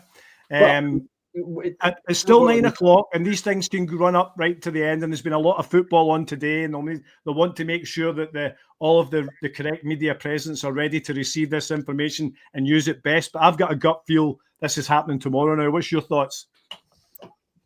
Yeah, I think so. I mean, look, that's when the club will officially announce it, but everybody in the dug is announcing it now. The BBC obviously popped up on my phone as well. They've said, Clement's been sacked. They've not even said that he's set to be sacked. They've literally said he's been sacked. That tells you that what's happening is that the PR machine are obviously, Wilf said it earlier on about letting everybody at the club know first and shareholders, and the PR machine have obviously, told media outlets, and then we'll get the announcement tomorrow morning, or probably later on tonight when we're all tucked up in our beds, because that's the scheme of things. I must say I'm slightly disappointed that the club haven't said anything yet, because it is getting to the stage where you think... Disappointed, but are you surprised, Connor? Are you surprised? Not surprised, no, because it's a measure of how poor the communication from the club has been.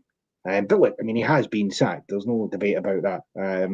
It's just a case of waiting to see, Has he though? It's just a ruse for the club to get more attention, because they've not come out and said it. Everyone else is, but the club hasn't. So is this just a ruse to make us all think and believe that Phillipe Clement is going to be sacked, and then wait a minute, he's in the dugout on Wednesday, and he's actually there's our own Paul reporting. Paul's got a bit like Martin. He'll have everything at his fingers at the moment, having a look and listening to all his contacts. But he's still saying Sky are still expecting, saying that he's expected to be sacked. So that's not sacked.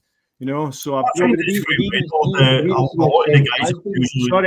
sorry, Alan, on you go. Sorry, Connor. What I find quite mental is that the people who are usually in the Nolan Club media partners, the club's fan media partners, have announced this hours ago. They've obviously announced by being in the know, and it's still not been made official. Usually they'll maybe get a steer and announce it's done, it's just a matter of time, and then it'll come out. But I find it very strange it's taken quite this long, but I fail to be surprised the way we're being ran, and we see the club actually stumble its way through one crisis to another. I agree. The BBC have him sacked on their website, and whatever we think of the BBC, and it's not a very high. I can't imagine they would be high up in Rangers' priority list. Yeah, because they are the so-called public service broadcaster. Well, I know we've recently found a common ground with them in recent years, but I wouldn't imagine they'd be our go-to media outlet. No, but I think they weren't, because obviously Sky and STV were reporting that he was set to be sacked, when the BBC weren't saying anything until they'd been pretty definitive. And look, whatever people's opinion is, BBC aren't going to definitively say he's been sacked if they don't already know he's definitely been sacked. It's just daft to the club. I don't, everybody's saying it, and the club are just sitting there going, "No, we'll just wait." But it might be a shareholder issue, because Wilf is right what he said earlier. They do have a duty to the shareholders to make sure they're all in the know first. Yeah, and maybe one of them's still in their bed and they can't get a hold of them. I don't know. I mean, that's a great point, and maybe I'll segue over to you, Wilf, to take over from me for a wee while on that. I think that meeting, if it's to be believed that it was down in Tunbury, to me that makes me think that they were circling the wagons down there with any potential new owners, and kind of getting their ducks in a row, corner, before they made any decision. Which, again, as you say, may be the reason that we're this late in the day and we still don't have an announcement. And just on that, guys, I'll nip off for a wee cup of tea, and hopefully by the time I come back, as Martin said an hour and a half ago, we've got an actual announcement. Okay, cheers, guys. Sorry, guys, I'm seeing now on social media from a couple of people whose opinion I respect, because it's usually right that there is a statement incoming, which probably means it's coming very, very soon. I think the BBC have jumped the gun. I've got no doubt that the press will have been given an embargoed statement to announce at a specific time, so they can all announce it together. And the BBC's probably just jumped the gun, because Chris McLaughlin's like that. He's a bit of an arsehole. Sorry, Chris, if you're watching, but it's been a long night, and my missus didn't speak to me, because I told her it when we came on at 6:30. I don't know how long it'll be, but it won't be that long, and I'm still here. So she's not particularly happy, but that's all the brownie points I got this afternoon in Perth gone. But anyway, such is life. There should be hopefully an announcement coming soon. Statement from the club imminent from Heart and Hand just been tweeted there, so that tells me that the statement is coming. So we better just hang about till at least 9:30. I would imagine if David's saying it's coming, then it's coming. So, Alan, you need to start padding it. I think when Heart and Hand are saying a statement's incoming, it's probably in the next sort of few minutes. I think it's been a long, slow, painful demise of Clement's time at Rangers, and it's so disappointing. It promised so much, and we've said multiple times through the last few hours, none of us are happy it's got to this point. A lot of us have said they should have been gone a long time ago, and it gives none of us any pleasure to say we were right. We'd all love Clement to have proven us wrong, but I think we just need to just find something to get behind, something to just get a wee bit of buzz about the place again, just a wee bit of hope. And I really hope that the players actually take a good long hard look at themselves, because they've been a big factor in this. There's a lot of these players who have failed time and time again and let the club down so many times. So, Wednesday is another chance for them to start again, and a lot of players need to play for our futures. Just very, very quickly, and I'll leave you to it, and I'll be back in shortly. There will be a statement imminent. I think we said that. Were you not listening? See when you're commenting there, though, Alan, right? When you're saying obviously that the players need to have a reaction on Wednesday, is that not then taking a bit of the mick at the fans? If they're having a reaction for a new manager coming in, and the fact that Clement's gone, that's taking a bit of a mick at the fans, because we have had to sit through watching them play poor football after poor football. Yeah, a lot of the time that could be the manager's tactics, and he sets up the team. But if they can then come out on Wednesday against Kilmarnock, who got beat the weekend there, and put in a good performance and actually get 3 points, does that not say that they've had that in them all season long? But now that there's a change in the dressing room, they can actually go, right, let's see what we can do now, and we'll actually step up and show what we can do for the rest of the season. 100% it does, but maybe they are being overly coached. Maybe they are under too much instruction. And are struggling to try and play the way the managers want. So it's been said a few times that we seem to play better when we're playing 3 games a week, and we're spending less time on the training pitch with the manager. So maybe there will be a bit of freedom allowed to the players with a change of manager and just being released. I don't want to go down the road you know, what Michael Beale's catchphrase was, I'm going to come in and take a handbrake off, and we never saw that. But maybe that's what this group of players need. You know, maybe they just need to be allowed to go and play with a wee bit of freedom and just told, go and get on the ball, go and play. But we'll see. We're obviously due a statement and expecting it any time, so we can get our hands on that when it comes out. Yeah, indeed. We've got Craig sitting waiting in the background, so we haven't heard from Craig tonight. So I think we'll maybe bring Craig in. Craig, what's your take on what's occurring this evening? Obviously, still not official yet. We're still waiting for this statement, which is apparently incoming. What do you think? Oh, and Demi's joined us as well again. 24 hours overdue, but I'm glad that it is done. If it is all but done. Short and sweet. I'm sitting there all that time for that. Kenny, you get anything else to throw into the party while we wait for this? We're struggling here, lads. We're struggling to keep the conversation going. Waiting in this statement. Bring me in. I just hope that they announce that they're going to get somebody like Aretha Franklin to sing the Star Spangled Banner. Can he come back already? Where'd he go? Who? Ian came in for about half a second and then he gone again. Did you cut him out? He just came in to interrupt you, Kenny. That's how he did. I know that. It's that big microphone he's trying to kid on. It's a microphone. We're not going down that route, right? It's a live pod. Anyway, we're getting. Sorry, I'm just labelled the BBC myself a BBC employee. So don't worry about it. Kenny, it's been 2 hours and 46 minutes. We've been trying to keep this going. Listen, it's no problem at all. If you want me to bring a tone down, I'll be more than happy to look at the wee half a football hat for you, pal. Stick it in my head. No. Just carry on. That's tomorrow's breaking news pod.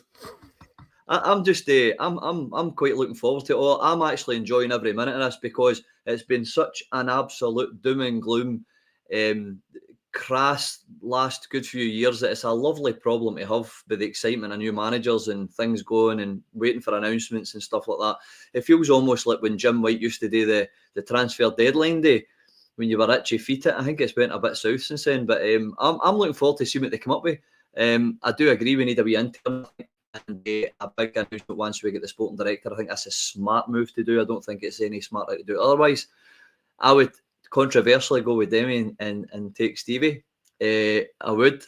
I see. What's that, Martin? Did I just hear the back of your teeth grinding? All right, okay. You don't agree with that, do you? I wasn't even listening. I know. I'm too busy refreshing Twitter. I'm far too busy refreshing Twitter. I mean, listen, Demi, the time that we've had to wait on this has been ridiculous. Rangers leaving it. I mean, it's been reported for the last 3 hours. Why are we waiting so long? Who knows? It's just got to show where the incompetence of the club, to be honest, all over the place, not just with the manager, I'm afraid. Honestly, I don't know.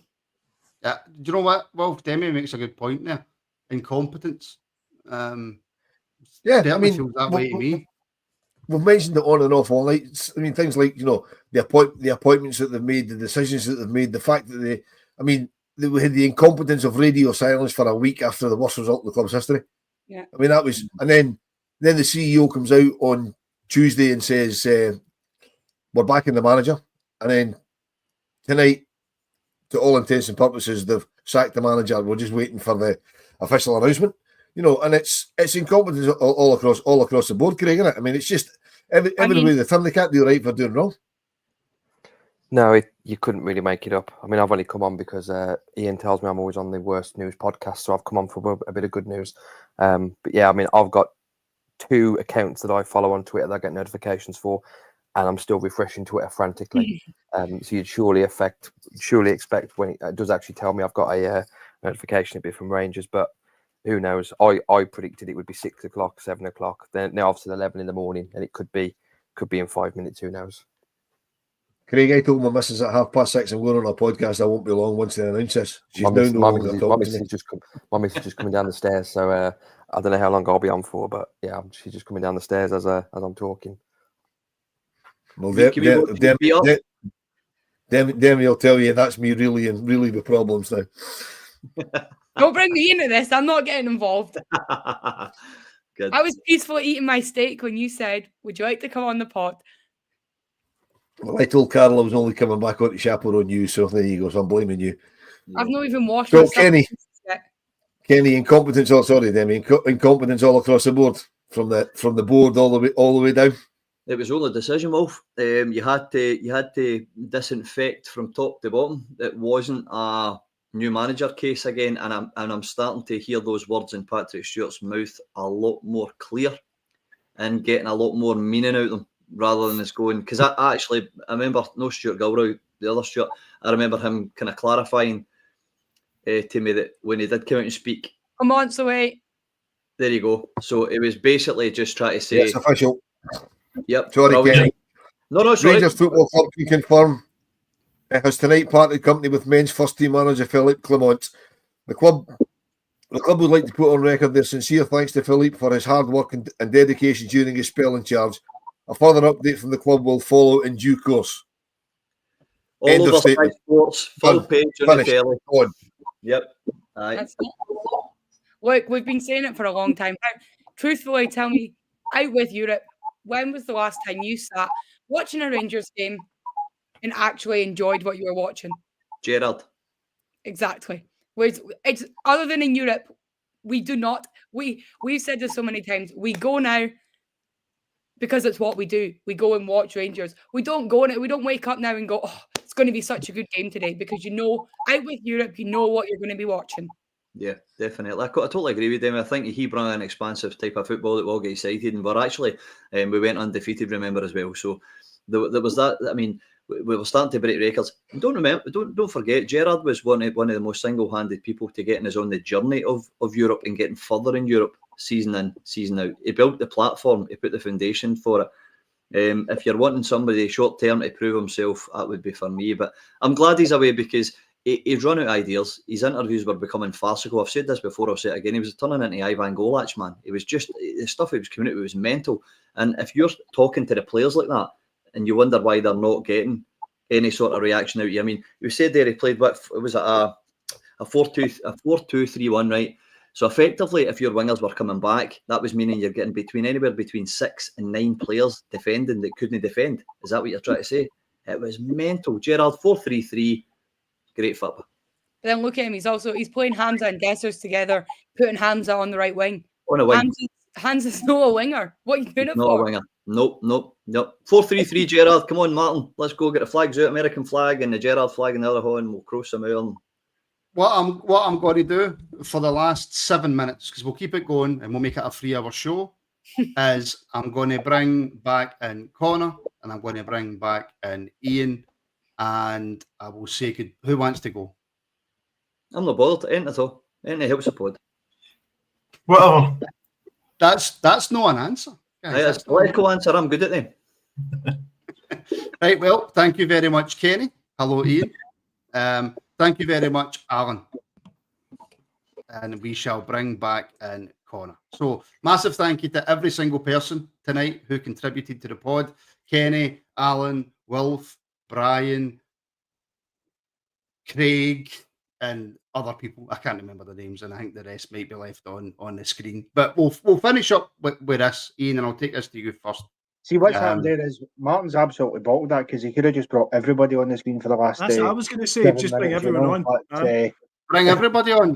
What, for 7 minutes? Well, I mean, what? 20 seconds a question? We do have me on, Connor. I couldn't have handled that. 7 minutes. Yeah, well, I mean, yeah, exactly. and me, to be fair. So that's a fair point. Exactly. So Ian finally announced Phillipe Clement is officially gone. Listen, as much as everybody's quite happy very happy, I would imagine that the inevitable has happened. It's still a really sad day for Rangers Football Club because it's another failed manager, and that's the overriding takeaway on this. Because John Bennett, if you remember at the start of the season, talked about this rinse and repeat method, and that was before that was when Phillipe Clement's stock was riding high at the time. Yeah, so he was at that particular time. He was well thought of. He'd done the last part of last season, you know, all very well till he went to Dundee, and then it fell apart for him and we lost the league. He was then given the chance on the proviso that, well, with a strengthened team and his own team and a few more windows, that he may well go on and do a bit better. But that's certainly not what happened, unfortunately, for him. Some of it wasn't his doing, but most of it was his doing. So let's kind of have it as to how it is. But I think it's what we have to do is keep looking forward. It's been a period of 4 or 5 years that we could quite honestly just forget, you know, and one that we'll look back on and think that was probably the worst, bleakest time in our history outside of the what happened in 2012. But I've got to say that we look forward now. We hope this takeover completes, and then we take it from there. And hopefully the level that we come in at would suggest that we can attract a really decent manager. And as much as everybody has to be, you know, financially savvy, we have to then understand that, you know, we need a bit of funding in order to kind of catch Celtic, and hopefully that's what this new American consortium can offer. And also, Demi, what this now gives us is a wee bit of positivity on Wednesday night. We can actually go into that game now looking forward to watching Rangers until, of course, 10 minutes in and the players don't perform. Yeah, I was going to say, I going to what was just mentioned. I'm not even, obviously money is playing a big part in this, but I'm not entirely sure that the gap in money between us and them is the underlying problem here. I mean, I was watching the sports scene just earlier the night, and they've got players who someone takes a shot and like the keeper parries it out. They've got players in the box to take the rebound. We don't have that. We just have, the keeper saved it, it's gone, and then it's halfway back up the park. So yeah, money is a big problem, but I also think it's the want to drive forward and keep going that's also a really big part of the problem. Yeah, great point, actually. And Connor, just to finish up then, the players now, obviously it's known by everybody, it's been confirmed. The players, and we'll speak about this a lot more during the week, obviously, but the players owe us a performance on Wednesday now. The players have owed us a performance for quite a while, Martin, I think I find. No excuses, but... No, they don't. You know, I said this earlier, there's nobody to hide behind. There's no manager in that dugout they can hide behind, because whoever's in charge, an interim charge, you know, they can't use that as an excuse. It'll be interesting to see what the lineup will look like, actually. You know, whoever's making that decision, what they'll decide to do. Will they stick with the tactics that Clement's been deploying thus far, or will they actually do something different? We'll see. But the players have to go out there and prove a point, really. Go and put in a shift, because the fact is, people travel up and down the country. People at Wilf and thousands upon thousands of others, Demi as well, I know she's at a lot of the games, travel up and down the country following Rangers home and away, and when they're watching Dross week in, week out, they're not getting what they deserve out of it, and that's what the players have got to give them on Wednesday night. And even us who'll be sat here watching it at home, it's what's deserved. I mean, look, you know, whatever happens between now and the end of the season, you need to see something for the players until then. It needs to be performance after performance, put in a shift. Because see, the thing is as well, even if they're not wanting to do it, you know, just solely for the badge, for the fans, do it for themselves. Because I tell you what, see, when that summer transfer window comes, nobody's going to be interested in any of them if they keep behaving the way that. We keep hearing Barami wants out. Nobody's going to want to buy Barami in the performances he's put in this season. Not in your Nelly. So, yeah, they've got to give something. And whether they do or not, we'll see. Kilmarnock's a tough place to go. We already know that. But I'm expecting a performance and a result to come on Wednesday night. Can I just say, Martin, before you cancel it, I just want to say this is Martin's other half, and you know the pod's finished when she puts up a blank message. So fill in the blanks, guys. Fill in the blanks. Yeah, absolutely. What I will say just before we go is, though, the statement put out from Rangers for me is a really poor one. It seems rushed. It seems as if there's been no thought process that goes into it. It's not even, I don't even think there's a statement yet on the website. So it really lacks a lot of professionalism for me. That's almost just, that's like us tweeting, goodbye, Phillipe, whatever. maybe I'm just reading too much into it. But guys, listen, we could probably go on now for about another hour, but we're not going to. I promise. That's it. I promise.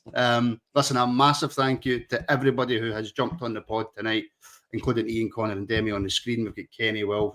Brilliant debut, Alan, Demi. Brilliant debut. Everybody who jumped on the pod tonight, thank you so much. Thank you to everybody in the comments, by the way, who stuck with us for the 3 hours. I was not expecting it to be 3 hours. Thank you for all the super chats. We have got over 100 subscribers just on this one video, so we're well over 13,000 now, so thank you very much. Keep liking, keep subscribing, keep following the pod, and just thank you for all the support that you give us. I'm back tomorrow at 12:30. I haven't even put the schedule out yet for next week, as that's how far behind I am. But I'll be back tomorrow at 12:30 for members with the afternoon rabble, and then we're back tomorrow night for the Monday night rabble, although we've pretty much took all the talking points for tomorrow night, so it'll be interesting to see how that goes. But listen, everybody, thank you so much for sticking with us, and we shall speak very, very soon.